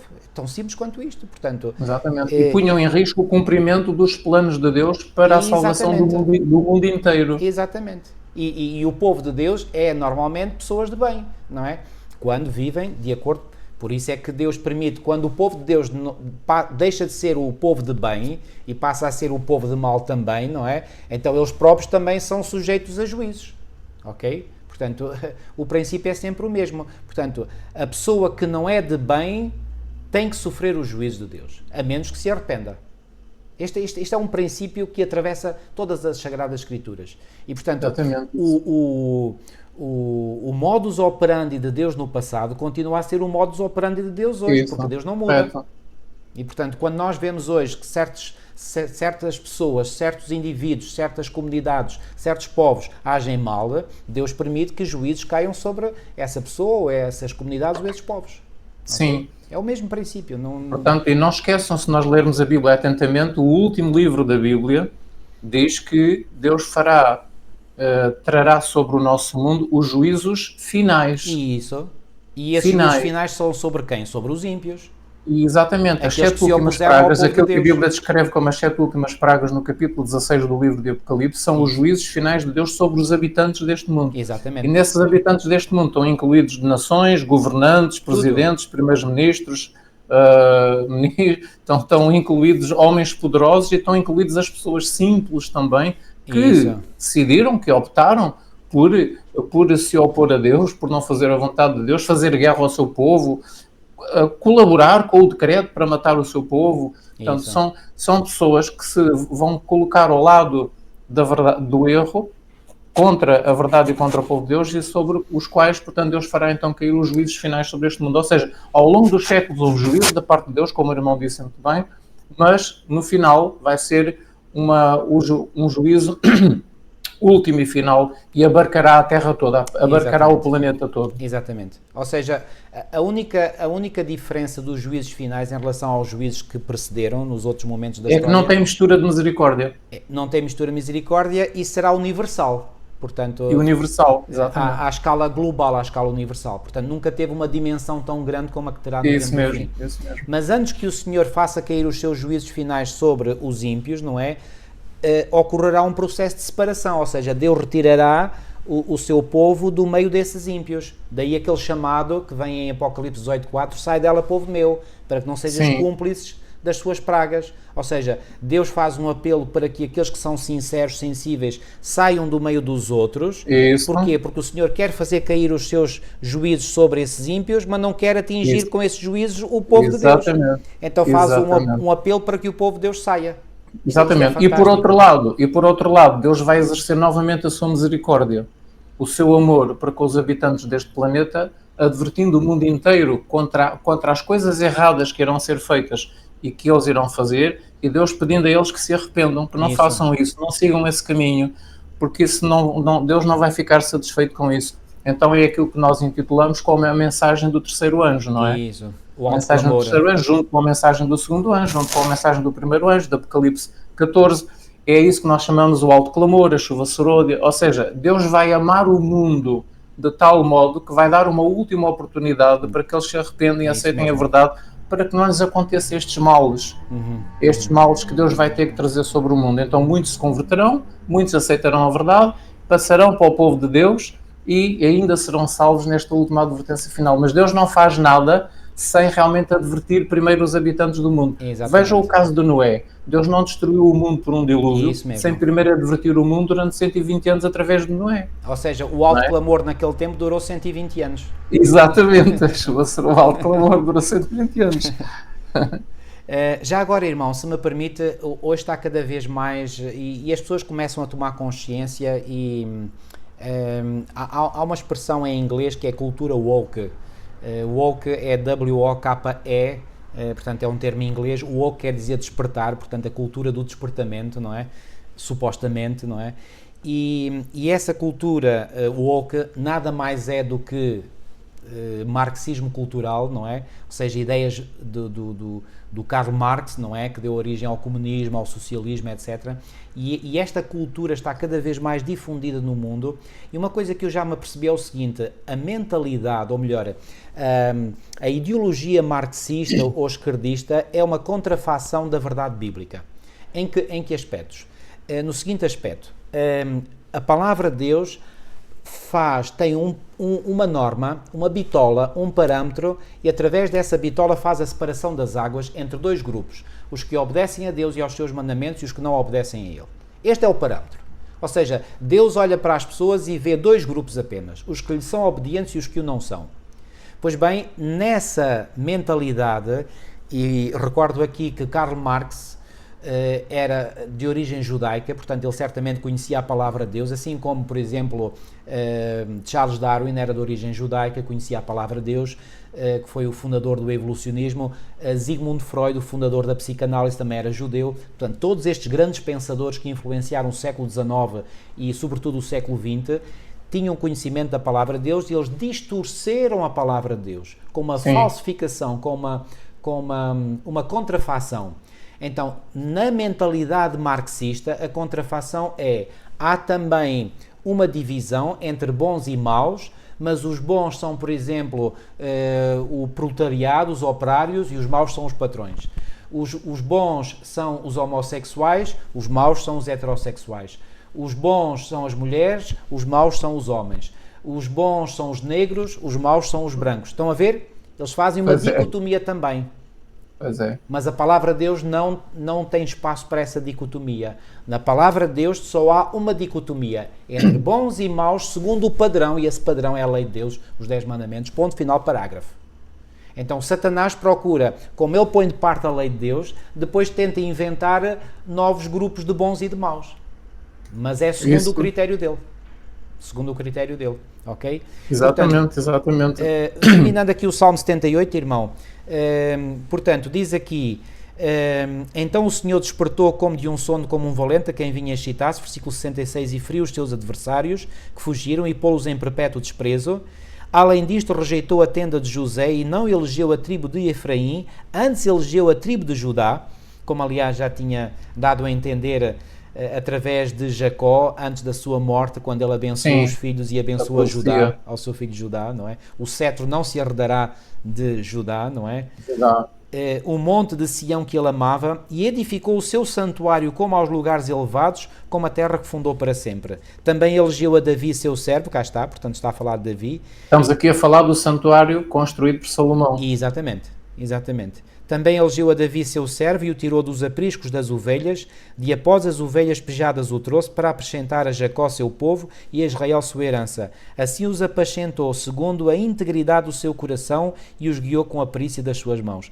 Isto aqui, irmão, eu tenho aqui, não vamos poder ler este texto, mas eu tenho aqui uma referência. Quando fala aqui da integridade do seu coração, está a falar de Davi. Então Deus, falando de Davi, diz que Davi andou segundo a integridade do seu coração, mas todos nós conhecemos o caso que ele teve com o adultério que ele cometeu com Batseba, a mulher de um dos seus oficiais, depois o plano macabro que ele fez para assassinar o marido da mulher, para casar com ela, etc. Mas porque é que Deus fala aqui da integridade do seu coração? Porque Davi arrependeu-se genuinamente, confessou o seu pecado, foi perdoado por Deus, e Deus lançou esses pecados de Davi nas profundezas do mar, e portanto, ao olhar para a vida de Davi, é como se Davi nunca tivesse pecado. E nós temos, por exemplo, aqui no Salmo 9.4, o Salmo 11.34, o Salmo 11.38, o Salmo 14, perdão, peço desculpa, não é Salmo, é 1 de Reis, peço desculpa, corrijo, portanto, 1 de Reis 3.6, 1 de Reis 3.14, 1 de Reis 9.4, 1 de Reis 11.34, 1 de Reis 11.38 e 1 de Reis 14.8. Todos estes textos falam da integridade de Davi. Isto é fabuloso. Irmãos, que lição nós podemos retirar daqui? Se nós, apesar dos nossos erros e pecados, nós os confessarmos genuinamente, sem rodeios, e pedirmos, suplicamos o perdão do Senhor, o Senhor nos perdoa a nós, como perdoou Davi, e olha para nós, como olhou para Davi, ou seja, como se nunca tivéssemos pecado. Não é isto boas novas, irmãos? Isto é o Evangelho na sua essência. Isto é o Evangelho, é a boa nova da salvação. Mas para isso há uma parte que nós temos que fazer, é permitir que o Espírito Santo nos convença do nosso pecado. É nós darmos a mão à palmatória, reconhecendo os nossos erros, confessando-os. E, sobretudo, pelo poder de Deus, abandonando depois esses pecados, não querendo voltar para trás, como há bocadinho referimos. Irmão, já demorámos bastante tempo, já estamos com mais de 1 hora. Vamos rapidamente ao Salmo 105. eu proponho... Queria ler para os irmãos só umas 5 linhas aqui também de um comentário sobre a lição desta semana. Depois vamos passar aos Salmos 105 e 106, que Ellen White diz nos Testemunhos para Ministros que deveriam ser lidos pelo menos uma vez por semana. Então vamos mesmo ter que ler estes Salmos. Mesmo que não tenhamos tempo para o Salmo 80 e para o Salmo 135, o Salmo 105 e 106 temos que ler. Exatamente, temos mesmo. Eu sugiro que o irmão leia o Salmo 105 e eu posso ler o Salmo 106, porque tem mais ou menos o mesmo tamanho. Mas leia então essa citação. Então vamos lá. Então, se calhar não temos tempo, então temos que começar aqui a fazer uns cortes. Mas é aqui portanto, uma pequena citação que diz assim: quando se rebelavam contra Deus e andavam contrariamente à sua vontade, Deus castigava-os. Quando persistiam na sua rebelião e estavam resolvidos a seguir o seu próprio caminho, Deus dava-lhes o que pediam, mostrando-lhes deste modo que aquilo que ele retinha deles era retido para o próprio bem deles. Toda a punição que adveio como resultado das suas murmurações era uma lição para aquela vasta multidão, uma lição de que o pesar e os sofrimentos são sempre o resultado da transgressão da lei de Deus. Murmurações. Agora, um pormenor muito interessante em relação aos castigos de Deus, porque nós aqui neste salmo nós vemos que Deus castigava, não é? Portanto, havia a apostasia e Deus castigava. Mas há uma citação interessante que diz assim: murmurações, tumultos tinham sido frequentes durante a jornada, desde o Mar Vermelho até chegarem ao Sinai. A atitude de Deus para com o povo até ao Monte Sinai foi uma, e depois do Monte Sinai para a frente foi diferente. Pois. É isto que eu queria que os irmãos entendessem. Então o texto diz assim...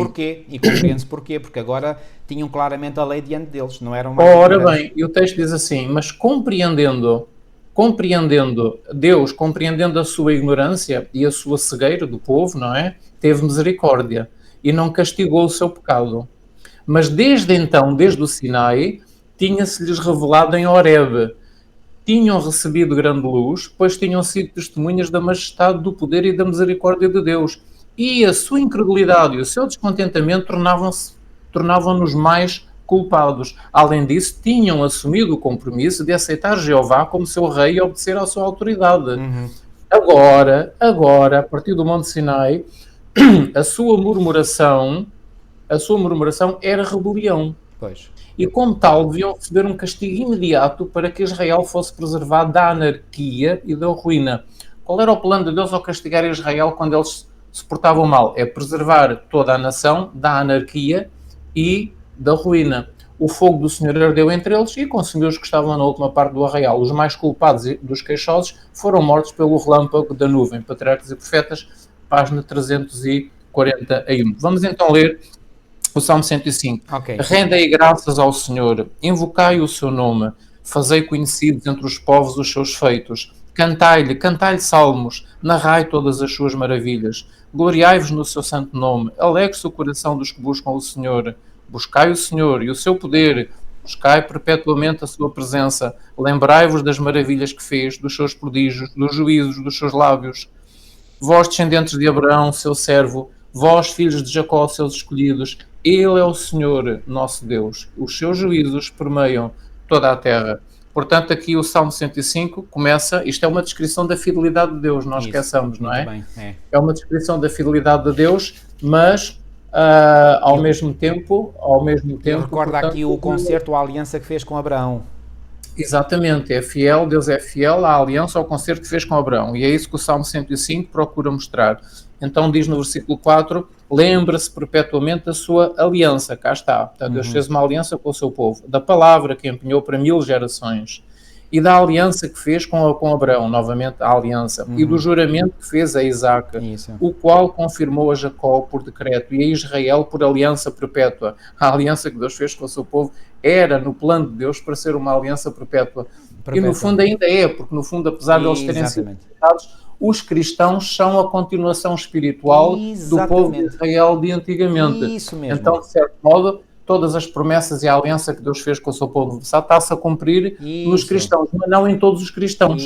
Porque dentro dos cristãos apenas o remanescente será salvo. Ora bem. Ou seja, entre os cristãos há aqueles que agradam a Deus e os que não agradam a Deus. As promessas do concerto cumprem-se nessa remanescente. Olha, irmão, já agora eu não posso deixar passar este... Eu gosto muito de ver, ao analisar a história, os paralelismos que há na história. E repare, assim como Deus suscitou a nação de Israel, e esta nação viveu como uma nação conjunta durante vários séculos, não é?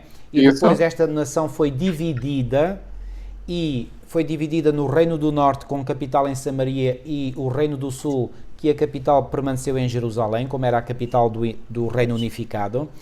E depois, o que é que aconteceu às 10 tribos do Norte, ao Reino do Norte? Acabou por ser conquistado pelo Império Assírio, que foi o império que precedeu o Império de Babilónia, e portanto eles extinguiram-se na história. E só ficou um remanescente, foi a nação de Judá, que deu origem aliás, é de Judá que vem o termo judeu, não é?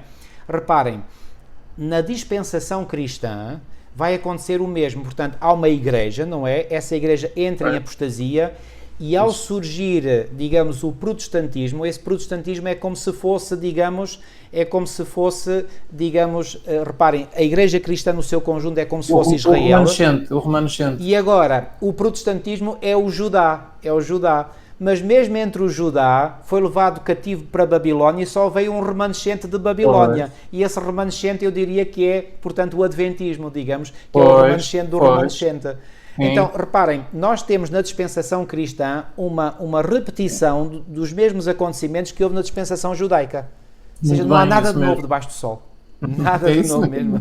Muito bem. Eclesiastes 1:9-11 é para mim uma chave, é um texto bíblico paradigmático, ou seja, que nos ajuda a compreender muita coisa.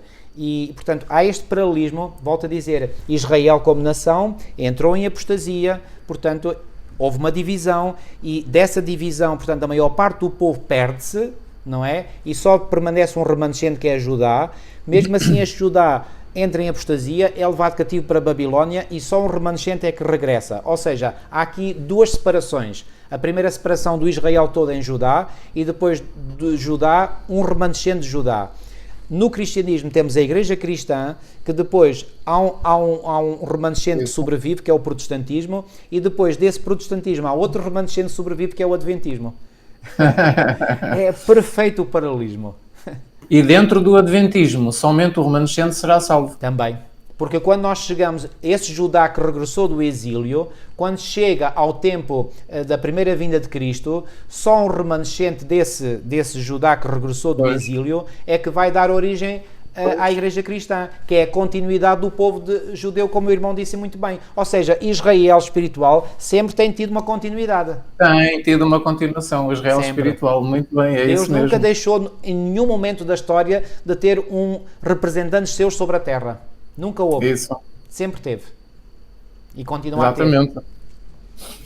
O versículo 12. Então eram eles em pequeno número, pouquíssimos e forasteiros nela. Andavam de nação em nação, de um reino para outro reino.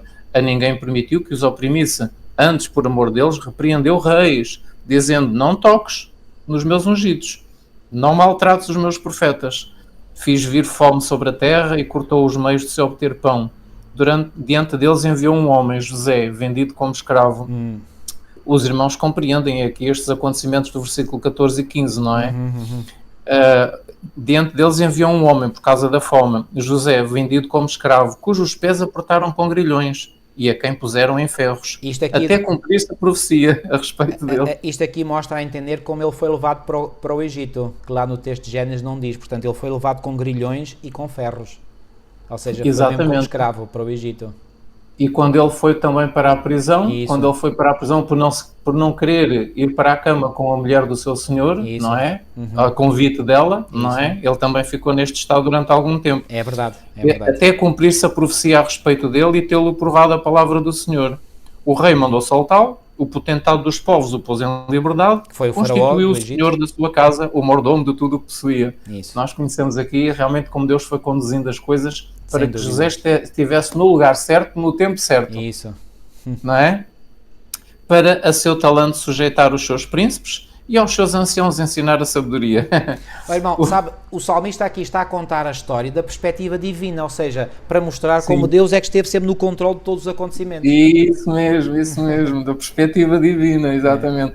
Estamos a ver nos bastidores, como é que Deus mexe os cordelinhos para que os acontecimentos se encaixem e aconteçam do modo como Deus quer para servir o seu propósito. Ou seja, estamos a ver a história desde um plano elevado, lá de cima. Um plano elevado, é isso mesmo. Do ponto de vista divino. Exatamente.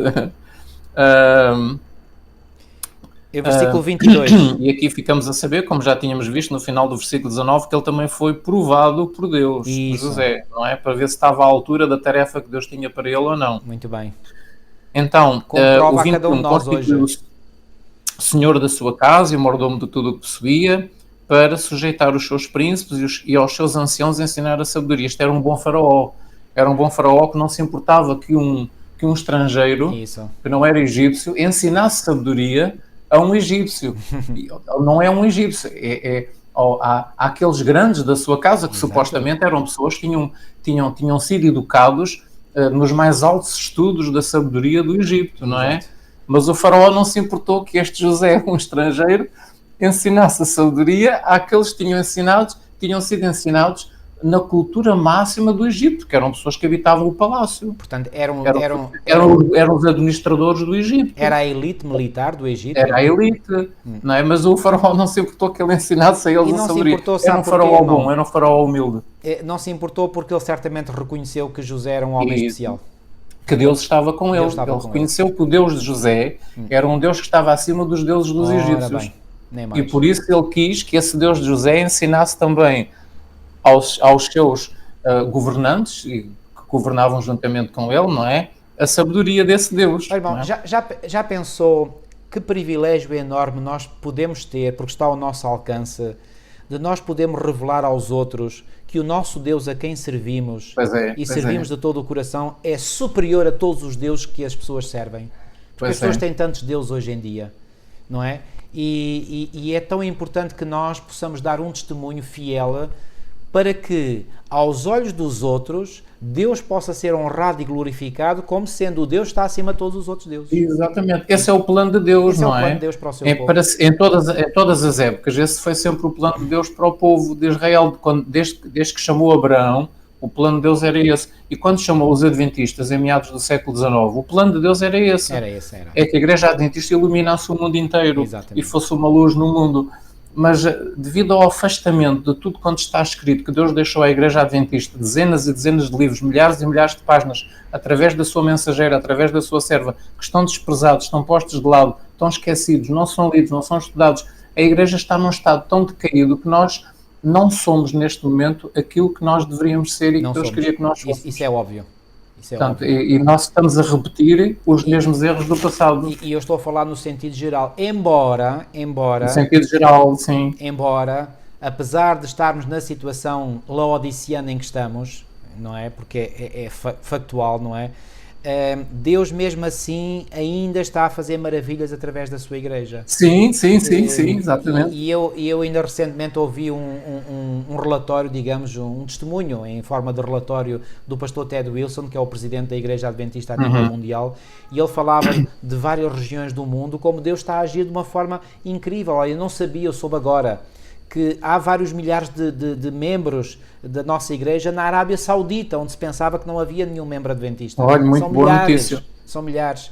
E ele diz que na Ucrânia, depois da guerra, quando a guerra começou, muitos membros fugiram, portanto, muitos, enfim, fugiram com outros ucranianos para outros países da Europa, não é? Incluindo aqui para Portugal. E ele diz, portanto, que houve um abaixamento do número de crentes nas igrejas, mas que neste momento as igrejas estão cheias, apinhadas, a arrebentar pelas costuras. Ou seja, o que é que isso quer dizer? Portanto, que o testemunho dos crentes que lá ficaram é um testemunho forte, poderoso, e está a atrair muitas pessoas para as nossas igrejas. As igrejas estão cheias na Ucrânia, apesar da Ucrânia estar a viver uma situação de guerra, como todos nós sabemos. Então, reparem, apesar do estado laodiceano desta igreja, Deus mesmo assim ainda está a trabalhar através desta igreja. Sim. Mas Deus poderia fazer muito mais maravilhas do que ela está a fazer. Podia ser muito mais, Mas isso depende de cada um de nós, da nossa fidelidade ao Deus, que é o Senhor da Igreja, e se cada um de nós, e faço aqui um apelo, irmãos, que pelo poder do Senhor, pela sua graça, que nós possamos verdadeiramente nos render de alma e coração ao Senhor, porque o Senhor está ansioso de fazer maravilhas através de nós. Deus quer dar a conhecer o seu nome e o seu poder em todo o mundo, através do seu povo, porque é só através do seu povo. E quem é o povo de Deus hoje? Quem é o Israel de Deus hoje? Somos nós. Somos nós, e não devemos dizer isto com orgulho, com vaidade, mas com um sentimento de responsabilidade. De responsabilidade. Claro que é uma grande honra, é um grande privilégio pertencer ao povo de Deus, mas ao mesmo tempo que temos essa honra e privilégio, temos uma enormíssima responsabilidade que pesa sobre os nossos ombros. Mas Deus deseja fazer grandes coisas por nós e em nós e através de nós. Pensem nisso, irmãos, pensem nisso. E Deus vai fazer, durante a chuva soror e o alto clamor, vai fazer. Quando o Espírito Santo for derramado, como foi no dia de Pentecostes, então o remanescente que receber essa chuva soror desse Espírito Santo, o Senhor vai fazer uma obra maravilhosa de iluminar o mundo inteiro com a verdade. Amém, amém. E com o Espírito de Deus, não é? Ok, irmão, continua a ler, por favor. 24. Ok. O 24, exatamente. O 23. Então Israel entrou no Egito e Jacó peregrinou na terra de Cão. Novamente a terra de Cão é o Egito. Os descendentes de Cão constituíram o Egito. Aqui é quando Deus Israel, portanto, o pai de José e os seus irmãos foram todos de armas e bagagens para o Egito. Isso mesmo. Deus fez sobre modo fecundo o seu povo e o tornou mais forte do que os seus opressores. Mudou-lhes o coração para que odiassem o seu povo e usassem de astúcia para com os seus servos. E lhes enviou Moisés. Estão a ver que aqui o Salmo 105 percorre todos estes séculos de história. É mesmo. E lhes enviou Moisés o seu servo e Arão a quem escolhera, por meio dos quais fez, entre eles, os sinais e as maravilhas na terra de Cão, novamente a terra de Cão, o Egito, os descendentes de Cão. E os sinais de Cão, e prodígios são as pragas que vêm agora mencionadas também em pormenor a seguir. E 28, enviou trevas e tudo escureceu, e Moisés e Arão não foram rebeldes à sua palavra, à palavra de Deus. Transformou-lhes as águas em sangue, novamente as pragas do Egito. Certo. E assim lhes fez morrer os peixes. Sua terra produziu rãs em abundância, até nos aposentos dos reis. O faraó não se livrou das rãs no palácio. Ele falou e vieram nuvens de mosquitos. A rã era adorada pelos egípcios. Pois. E portanto, isto deve ter sido um grande pesadelo, porque o objeto do seu culto agora enfiava-se por todo o lado. Isso, exatamente. Estas pragas que Deus trouxe sobre o Egito estavam especialmente destinadas a mostrar aos egípcios, desde os mais elevados, os nobres, até ao povo simples, que os deuses do Egito não eram nada. Não eram nada. Nada. Não eram nada. E que o Deus de Moisés era superior àquilo tudo. Ora bem, nem mais. Então, ele falou e vieram nuvens de moscas e piolhos em todo o seu país, por chuva deu-lhes saraiva e fogo chamejante na sua terra, porque nós já vimos que juntamente com a saraiva vinham os relâmpagos e vinha o fogo que fazia os incêndios depois também. Devastou-lhes os vinhedos e os figueirais e lhes quebrou as árvores dos seus termos. Ele falou e vieram gafanhotos e saltões sem conta, os quais devoraram toda a terra do país, toda a erva do país e comeram o fruto dos seus campos. Também feriu de morte a todos os primogênitos da sua terra e as primícias do seu vigor. Portanto, até aqui as pragas do Egito, novamente. E o grande amor de Deus pelo seu povo. Deus quis preservar o concerto feito com Abraão. Então fez sair o seu povo com prata e ouro, e entre as suas tribos não havia um só inválido. Alegrou-se o Egito quando eles saíram, porquanto lhe tinham infundido terror. Ou seja, o faraó não queria que eles saíssem do Egito, mas o povo já estava tão cansado daquilo tudo, queriam se ver livres deles o mais depressa possível. Exatamente. Saiam, vão embora, como querem, vão embora, saiam. Irmão, eu quero aqui referir, eu quero aqui ler na minha versão o versículo 37, quando diz, mas a eles os fez sair com prata e ouro, porque eles saíram com todas as riquezas dos egípcios, não é? E entre as suas tribos não houve um só enfermo. É tão bonito, não é? Não houve um só inválido. E entre as suas tribos não havia um só inválido. Ou seja, aliás, nós conhecemos aquela promessa que o Senhor fez, está registada em Êxodo no capítulo 15 e no versículo 26, mas era uma promessa condicional, como são muitas outras, diz, e disse, se ouvires atento a voz do Senhor teu Deus e obrares o que é reto diante de seus olhos, e inclinares os teus ouvidos aos seus mandamentos e guardares todos os seus estatutos, nenhuma das enfermidades porei sobre ti que pus sobre o Egito, porque eu sou o Senhor que te sara.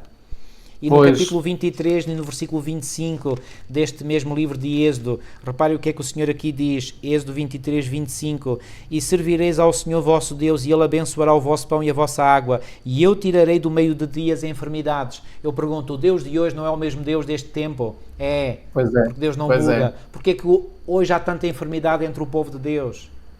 Pois é. Irmãos, temos que pensar nisto seriamente. Não é por Deus, porque Deus não falha às suas promessas. Deus promete curar o seu povo. Mas qual é a condição para que haja essa cura? É a lealdade, é a fidelidade. Nós estamos a sofrer pela nossa infidelidade, irmãos. Há muitas doenças entre o povo de Deus devido à nossa infidelidade. É verdade. Isto tem que entrar na nossa mente. Nós temos que ter coragem e humildade para reconhecer isto, para pedir perdão a Deus pelas nossas infidelidades. Nós estamos a confiar muitas vezes mais na medicina dos egípcios do que da medicina que vem de Deus. E nós temos um manancial de boa e pura medicina na palavra de Deus. É só seguir. Porque é que nós hoje estamos doentes, irmãos? Estou a falar no geral. Porque é que nós hoje estamos doentes? Porque não cumprimos com as disposições do Senhor. E o Senhor devemos fazer a nossa parte. E o Senhor deseja que o seu povo tenha saúde, que tenha vigor, que seja saudável, que seja alegre, que seja feliz. Deus quer o melhor para o seu povo. Ai. Enfim. Já agora um outro pormenor. Eu não sei se repararam aqui, foi muito bom o irmão ter dito isso, é muito importante. E não sei se repararam aqui... quando diz aqui que fê-los sair com prata e com ouro. Ele fez sair o seu povo com prata e com ouro, no verso 37. Certo. Porquê que Deus fez com que eles trouxessem prata e ouro? Deus disse, peçam a eles prata e ouro. E os egípcios queriam que eles fossem embora o mais depressa possível. Queriam-se ver livres deles. Deram-lhes o ouro todo e a prata que eles pediram. E eles vieram com muito ouro e muito... Porquê que Deus quis este ouro e esta prata? Porque foi a partir desse ouro e dessa prata que se construiu o santuário no deserto. Ora bem, porque Deus já planeava com essa prata e esse ouro construir os utensílios, os móveis do tabernáculo. E esse tabernáculo era para que o Senhor pudesse habitar no meio deles. Exatamente. Portanto, como símbolo do santuário celestial, ou seja, tabernáculo... Deus planeia tudo, Deus dirige, e quando nós lemos este salmo, nós vemos aqui Deus a dirigir a história do seu povo. Apesar da rebeldia do povo, Deus, os planos de Deus cumprem-se sempre, apesar da nossa rebeldia. Versículo, pode continuar a ler, versículo 39. Alegrou-se o Egito quando eles saíram, porquanto lhe tinham infundido terror. Ele estendeu uma nuvem que lhes servisse de toldo, verso 39. Isso. E um fogo para os alumiar de noite. Já vimos isto no salmo anterior, no salmo 78. Pediram, e ele fez vir as codornizes. Vejam que os salmos repetem realmente estes acontecimentos em vários salmos, para lembrar ao povo de Deus os acontecimentos do passado. Pediram, e ele fez vir codornizes e os saciou com pão do céu. Fendeu a rocha e dela brotaram águas, que correram qual torrente pelo deserto. Formaram um rio. Formaram um rio. Eu penso que se pusessem os satélites a apontarem para aquelas zonas onde o povo de Israel passou até chegar ao Monte Sinai, e depois do Monte Sinai até entrar a Canaã, eu tenho a impressão que os satélites iriam descobrir o leito desses rios que se formaram depois da água sair da rocha. Certo. Porque depois a água tornou a não sair, mas ficou lá o rastro da água, não é? Ficou lá o leito da água, não é? Isto é um pensamento. Porque estava lembrado, verso 42, da sua santa palavra, e de Abraão, o seu servo, e conduziu com alegria o seu povo, e com jubiloso canto os seus escolhidos, deu-lhes as terras das nações, e eles se apossaram do trabalho dos povos, para que lhe guardassem os preceitos e lhe observassem as leis. Vejam, tudo isto que Deus fez, qual era o grande objetivo? Era ter um povo sobre a terra que guardasse a lei de Deus e que ensinasse a lei de Deus às outras nações, para iluminar o mundo inteiro e, finalmente, se possível, converter o mundo inteiro para Deus. Pelo menos todos aqueles que aceitassem. Mas não, o problema é que eles realmente fecharam-se ali, na sua concha, e as coisas não correram conforme Deus planeava. Este é o Salmo 105, não é? Há um texto do Espírito de Profecia que diz: a experiência de Israel, narrada nas palavras acima pelo apóstolo, que é 1 de Coríntios, capítulo 10, versículos 1 a 5, está registada nos Salmos 105 e 106 e contém lições de advertência que o povo de Deus nestes últimos dias precisa estudar de forma especial. Eu apelo, diz Ellen White, para que estes capítulos o Salmo 105 e o 106 sejam lidos pelo menos uma vez por semana. Exato. Então vamos lá ler o Salmo 106. Mesmo que não tenhamos tempo, porque certamente não iremos ter tempo de ler o Salmo 80 e o Salmo 106. Quem dê graças ao Senhor, porque Ele é bom, porque a sua misericórdia dura para sempre. Quem saberá contar os poderosos feitos do Senhor, ou anunciar os seus louvores? Bem-aventurados os que guardam a retidão e os que praticam a justiça em todo o tempo. Lembra-te de mim, Senhor, segundo a tua bondade para com o teu povo. Visita-me com a tua salvação, para que eu veja a prosperidade dos teus escolhidos e me alegre com a alegria do teu povo e me regozijo com a tua herança. Pecamos como nossos pais, cometemos iniquidade, procedemos mal. Os nossos pais no Egito não atentaram às tuas maravilhas, não se lembraram da multidão das tuas misericórdias, foram rebeldes junto ao mar Vermelho, mas ele os salvou por amor do seu nome, para lhes fazer notório o seu poder. Repreendeu o Mar Vermelho e ele secou, fê-los passar pelos abismos como por um deserto, salvou-os das mãos de quem os odiava e os remiu do poder do inimigo. As águas cobriram os seus opressores, nenhum deles escapou. Então creram nas palavras de Deus e lhe cantaram louvores. Cedo, porém, se esqueceram. Logo, porém, se esqueceram das suas obras e não lhe aguardaram os desígnios. Entregaram-se à cobiça no deserto e tentaram a Deus na solidão. Concedeu-lhes o que pediram, mas fez definhar-lhes a alma. Sabem que Ellen White tem um comentário muito interessante no livro A Ciência do Bom Viver acerca deste versículo 15 do Salmo 106. Quando diz, concedeu-lhes o que pediram, mas fez definhar a alma, é que ela diz que o plano de Deus era realmente introduzi-los em Canaã como um povo com uma alimentação sem carne, como um povo vegetariano. Então eles não quiseram, eles entraram em Canaã como um povo comedor de carne, ficou Levítico 11 na Bíblia, e diz que fez definhar a sua alma. O que é que isto quer dizer? Quer dizer que o povo não atingiu aquele grau de espiritualidade e santidade que Deus queria para eles. Exatamente. Então, se hoje as pessoas dizem assim, os judeus são um povo inteligente, os judeus são um povo rico, é um povo muito abençoado, os judeus é um povo realmente inteligente. Agora, digo-vos, ou pergunto-vos, não teriam sido muito mais inteligentes se tivessem aceitado o plano de Deus para eles? Seriam muito mais do que aquilo que as pessoas gabam hoje neles, não é? Então, a sua espiritualidade e a sua santidade seriam muito superiores. Exatamente. E Deus teria um povo sobre a terra que refletisse o caráter de Cristo. Exatamente. O caráter de Deus. Esse era o plano. Vamos continuar a ler. Sim. Ora, onde é que eu estava? É o 16, se quiser ir agora o 16. Tiveram inveja de Moisés no acampamento e de Arão, o santo do Senhor. Abriu-se a terra e tragou a Datã e cobriu o grupo de Abirão. Isto vem relatado em Números 16. Contra o seu grupo. Diga, irmão. Vem relatado em Números 16 aqui esta história de Datã e Abirã. Exatamente, a terra abriu-se e os engoliu, lembram-se? E eles foram engolidos pela terra, não é? Ateou-se um fogo contra o seu grupo e a chama abrasou os ímpios. O 19, em Horeb fizeram um bezerro e adoraram um ídolo fundido. E assim 32. Trocaram a glória de Deus pelo simulacro de um novilho que come erva. Esqueceram-se de Deus, seu Salvador, que no Egito fizera coisas portentosas, maravilhas na terra de Cão, tremendos feitos no Mar Vermelho. Tê-los-ia exterminado, como dissera ao Senhor, se Moisés, seu escolhido, não se houvesse interposto, impedindo que sua cólera os destruísse. Também desprezaram a terra aprazível e não deram crédito à sua palavra. A terra aprazível era Canaã.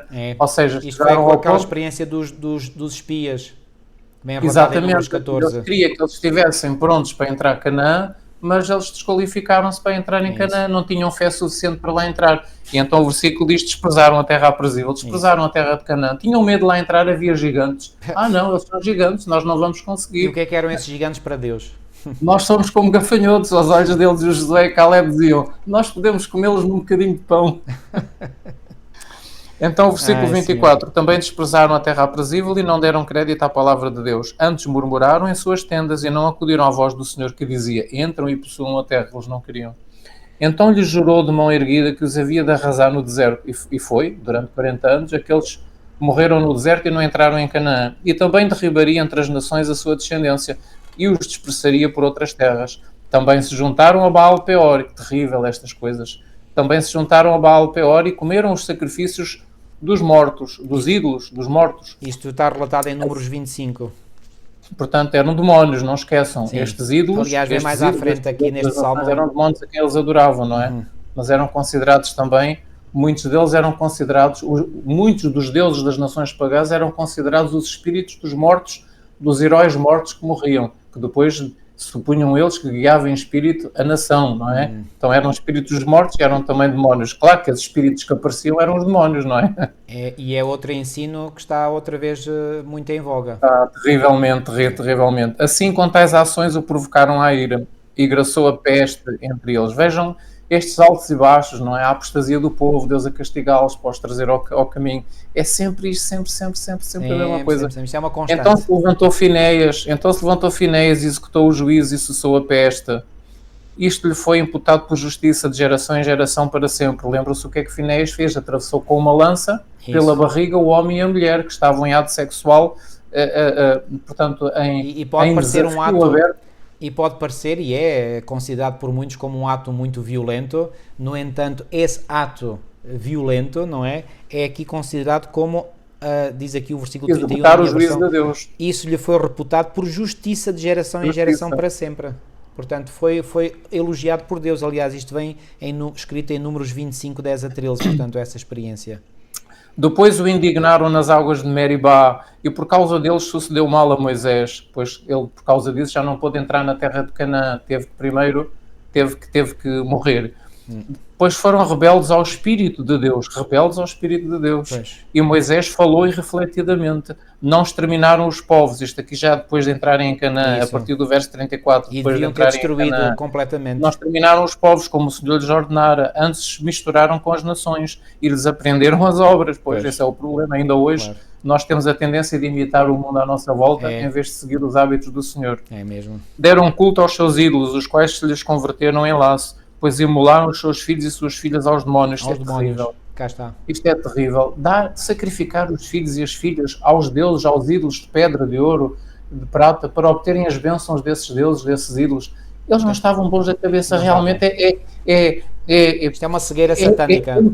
É impressionante como é que o inimigo consegue levar o povo de Deus a fazer estas coisas, a oferecer os filhos aos ídolos. E reparem que aqui é aqui uma 37 ficamos a saber que os ídolos eram demónios. Exatamente, há um paralelismo entre ídolos e demónios. Aliás, Paulo vai dizer o mesmo em 1 Coríntios 10, 19 a 21. Não temos tempo de ler, mas fica exatamente. Em 1 Coríntios Portanto, 10, o versículo 28 tem relação com o 37. Certo. O versículo 28 diz que eram ídolos mortos, o versículo 37 diz que eram demónios. Ficamos a saber que os ídolos ou os deuses das nações, quem estava por detrás daquelas aparições dos deuses das nações, eram demónios, anjos caídos. 38, e derramaram sangue inocente, o sangue dos seus filhos e filhas, que sacrificaram aos ídolos de Canaã, os demónios, claro, e a terra foi contaminada com sangue. Assim se contaminaram com as suas obras e se prostituíram nos seus feitos. Acendeu-se por isso a ira do Senhor contra o seu povo, e ele abominou a sua própria herança e os entregou ao poder das nações. Sobre eles dominaram os que os odiavam, também os oprimiram, os seus inimigos, sob cujo poder foram subjugados. Muitas vezes os libertou, mas eles os provocaram com os seus conselhos. E por sua iniquidade foram abatidos. Olhou-os contudo quando estavam angustiados e lhes ouviu o clamor. Lembrou-se a favor deles da sua aliança e se compadeceu segundo a multidão das suas misericórdias. Fez também que conseguisse que lograssem compaixão de todos os que os levaram cativos. Ou seja, aqui já fala no cativeiro em Babilónia. Isso. Salva-nos, Senhor nosso Deus, congrega-nos dentre as nações. Eles estavam no cativeiro em Babilónia. Portanto, este Salmo 106 claramente foi um salmo escrito no exílio em Babilónia. Escrito no exílio, claramente, exatamente. Bendito seja o Senhor Deus de Israel de eternidade em eternidade, e todo o povo diga Amém. Portanto, uma vez mais aqui no Salmo 106 nós vemos a infidelidade repetida do povo e a grande disposição que Deus tem para perdoar, para aceitar novamente o arrependimento do povo, para os levar ao caminho. É isso. Olha, irmãos, nós vamos ficar mesmo por aqui, não vamos ter tempo de ler os Salmos 80 e 135, mas leiam com atenção em casa. Portanto, o parâmetro é o mesmo, portanto, destes Salmos que nós analisamos em detalhe, o Salmo 78 e os Salmos 105 e 106. Portanto, voltamos a repetir, portanto, o parâmetro é sempre o mesmo, é pôr em contraste a infidelidade do povo de Deus com a extrema fidelidade e a total e absoluta fidelidade de Deus para com o seu povo. Portanto, grandes lições para nós hoje, daí Ellen White dizia que deveríamos ler estes salmos pelo menos uma vez por semana, porque nós hoje estamos a passar ou a viver ponto por ponto a história dos nossos antepassados espirituais. Sabe, irmão, existe uma outra passagem de Ellen White onde ela diz que para lermos os salmos 105, 106 e o 107 também, não esqueçam. É o 106, 105, 106 e 107, que ela diz para nós estudarmos com muita atenção, como adventistas do sétimo dia, estes 3 salmos, está bem? Eu vou ler um texto de Espírito de Profecia muito interessante que diz assim, e está nos comentários à lição nos comentários de terça-feira, na página 71 dos comentários. Não seremos capazes nós que vivemos no tempo do fim de compreender a importância das palavras do apóstolo em Hebreus 3,12 que diz, vede irmãos que nunca haja em qualquer de vós um coração mau e infiel para se apartar do Deus vivo. E então ela comenta e diz o seguinte, sobre nós adventistas do sétimo dia, está a brilhar luz acumulada do passado. O registro do esquecimento de Israel foi preservado para a nossa iluminação. Nesta era, Deus estendeu a sua mão a fim de reunir para si um povo, provindo todas as nações, tribos e línguas, os adventistas do sétimo dia. No movimento adventista, Deus operou em favor da sua herança, exatamente como tinha feito em relação a Israel ao tirá-lo do Egito. No grande desapontamento de 1844, a fé do seu povo foi provada, assim como tinha sido a dos israelitas provada junto ao Mar Vermelho. Se os adventistas, naqueles primeiros dias de 1844, tivessem prosseguido, mantendo a sua confiança na mão guiadora de Deus, que tinha sido vista nas suas experiências passadas, em 1843 e 1844, teriam contemplado a salvação de Deus. Se todos os adventistas que tinham trabalhado de forma unida na obra em 1844, se todos esses tivessem recebido a mensagem do terceiro anjo, os irmãos sabem que foi pregada a mensagem do primeiro em 1844, mas que só uma minoria depois aceitou a mensagem do terceiro anjo, porque a grande maioria dos adventistas abandonou a crença adventista. Portanto, perderam-se, como Cristo não apareceu em 1844, ficou então um remanescente. E esse remanescente aceitou a mensagem do terceiro anjo. E agora é por isso que ela diz, se todos os que tinham trabalhado de forma unida na obra de 1844 tivessem recebido a mensagem do terceiro anjo, que diz, portanto, se alguém adorar a besta e a sua imagem, receber o sinal, etc., e se tivessem proclamado essa mensagem no poder do Espírito Santo, o Senhor teria operado poderosamente, juntamente com os seus esforços, um dilúvio de luz ter-se derramado sobre o mundo. Há muitos anos os habitantes da Terra teriam sido advertidos, o encerramento da obra estaria completado e Cristo já teria vindo para a redenção do seu povo. Onde é que ela diz isto? Testemunhos para a Igreja, volume 8, página 115. Isto é impressionante, irmãos, porque a paciência que Deus teve com Israel, que Deus queria introduzi-los em Canaã em poucos dias e levou 40 anos para os introduzir em Canaã, Deus queria levar os adventistas a terminar a obra sobre a terra com a chuva serôdia e o alto clamor nos anos a seguir de 1844 e por causa de não terem cumprido o plano de Deus, nós em 2024 ainda estamos aqui. É isso. Os tais 40 anos ainda no deserto, não é? E o outro texto que eu quero ler para os irmãos... Só que agora são bem mais de 40 anos. Exatamente. Nós já estamos aqui desde 1840 e poucos, não é? Se o plano de Deus seria terminar a obra, vamos supor, até 1850 ou até 1855 e vir a segunda vinda de Cristo, nós estamos realmente muito atrasados, não é? Um pensamento, eu ia para dar um pensamento aqui interessante, mas guardo para outra ocasião. A confissão, agora, nós podemos dizer, o que o Senhor quer é que a gente se arrependa e confesse os nossos pecados e o Senhor aceita-nos sempre. Sim, mas não é bem assim. Ou seja, não é só isso. É isso, mas não é só isso. É mais qualquer coisa. E além de ser mais qualquer coisa, essa mais qualquer coisa é a mudança de vida. É uma reforma de vida. É isso mesmo. É uma reforma de vida, é uma mudança de vida. Além dessa mais qualquer coisa, a confissão tem que ser uma confissão especial, não é uma confissão específica qualquer. Ouçam este comentário que está também aqui na página 72 dos comentários. Vamos terminar com esse, irmão. Sim. Do livro Aos Pés de Cristo, a página 39 e 40. O livro Aos Pés de Cristo, da publicadora Servir. A confissão não é aceito por Deus sem um arrependimento e uma reforma sincera. Então, quando nós nos arrependemos, tem que haver também uma reforma sincera. E se o arrependimento não for sincero, e se a forma não for sincera, Deus não vai mudar os acontecimentos ou a história do povo de Deus, ou não vai abençoar o povo de Deus como ele gostaria. Tem que haver mudanças decididas na vida. Tudo o que for ofensivo a Deus tem que ser afastado como resultado da verdadeira tristeza pelo pecado, verdadeiro arrependimento, verdadeira confissão. O trabalho que temos que fazer da nossa parte está claramente delineado perante nós. Lavai-vos, purificai-vos, tirai a maldade dos vossos atos, diante dos meus olhos, cessai de fazer o mal, aprendei a fazer o bem. Os irmãos conhecem este texto. Está em Isaías no capítulo 1, versículo 16 e 17. Então, o arrependimento tem que ser sincero, genuíno, e depois tem que haver a tal mudança de vida, a tal reforma de vida, e tem que haver a verdadeira tristeza. Se houver isto no povo adventista, Deus vai fazer descer o seu Espírito Santo. Amém. E nós vamos ser um pouco, vai brilhar no mundo inteiro. Amém. E realmente isto vai acontecer, tanto que Deus vai derramar o seu Espírito em chuva sorolha. No entanto, as profecias dizem, não esqueçam, as profecias dizem que o Espírito Santo poderá estar a ser derramado no irmão ao nosso lado na igreja e nós não reconhecermos o derramamento do Espírito Santo e vamos até lutar contra esse irmão dizendo que ele está fanático ou que ele está extremista e vamos lutar contra ele porque o Espírito do Senhor será derramado, mas nem todos vão reconhecer, nem todos vão receber. Então tem que haver esta obra em nós agora atualmente para conseguirmos realmente ser escolhidos pelo Senhor para fazer esse trabalho. Que o Senhor nos abençoe a todos. Amém. Vamos terminar com uma oração. Nosso querido e amado Pai, muito obrigado, Senhor, pela imensa luz, pelas torrentes de luz que vêm da Tua Palavra. Obrigado por estes relatos históricos, através destes salmos que nós analisamos, em que nós podemos compreender as quedas constantes do Teu povo, mas a Tua constante e suprema fidelidade para com o Teu povo. Ó bom Pai, Tu não mudaste, Tu és o mesmo. A Bíblia o afirma claramente, eu, o Senhor, não mudo. Jesus Cristo é o mesmo ontem, hoje e o será para sempre. Então, Senhor, ajuda-nos a compreender os nossos problemas hoje. Ajuda-nos a compreender onde temos transgredido a Tua santa lei, onde temos pecado contra Ti.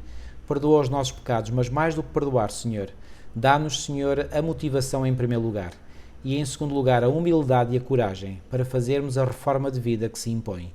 Ajuda-nos, Senhor, para que possamos colocar a nossa vida em total sintonia com a Tua vontade, para que assim nós possamos dar um testemunho claro e evidente do grande Deus a quem nós servimos. Fica connosco, Senhor, fortalece a cada um de nós, fortalece o Teu povo, prepara-nos, Senhor, para os grandes acontecimentos do fim do tempo do fim, nomeadamente para o alto clamor, em que Tu desejas, através do Teu povo, dar o último apelo de misericórdia ao mundo. Fica connosco, tudo isto nós te pedimos e pela fé te agradecemos, em nome de Jesus. Amém. Amém, Senhor, assim seja. Queridos amigos, marcamos encontro para a próxima semana. Que Deus vos abençoe grandemente. Deus abençoe a todos.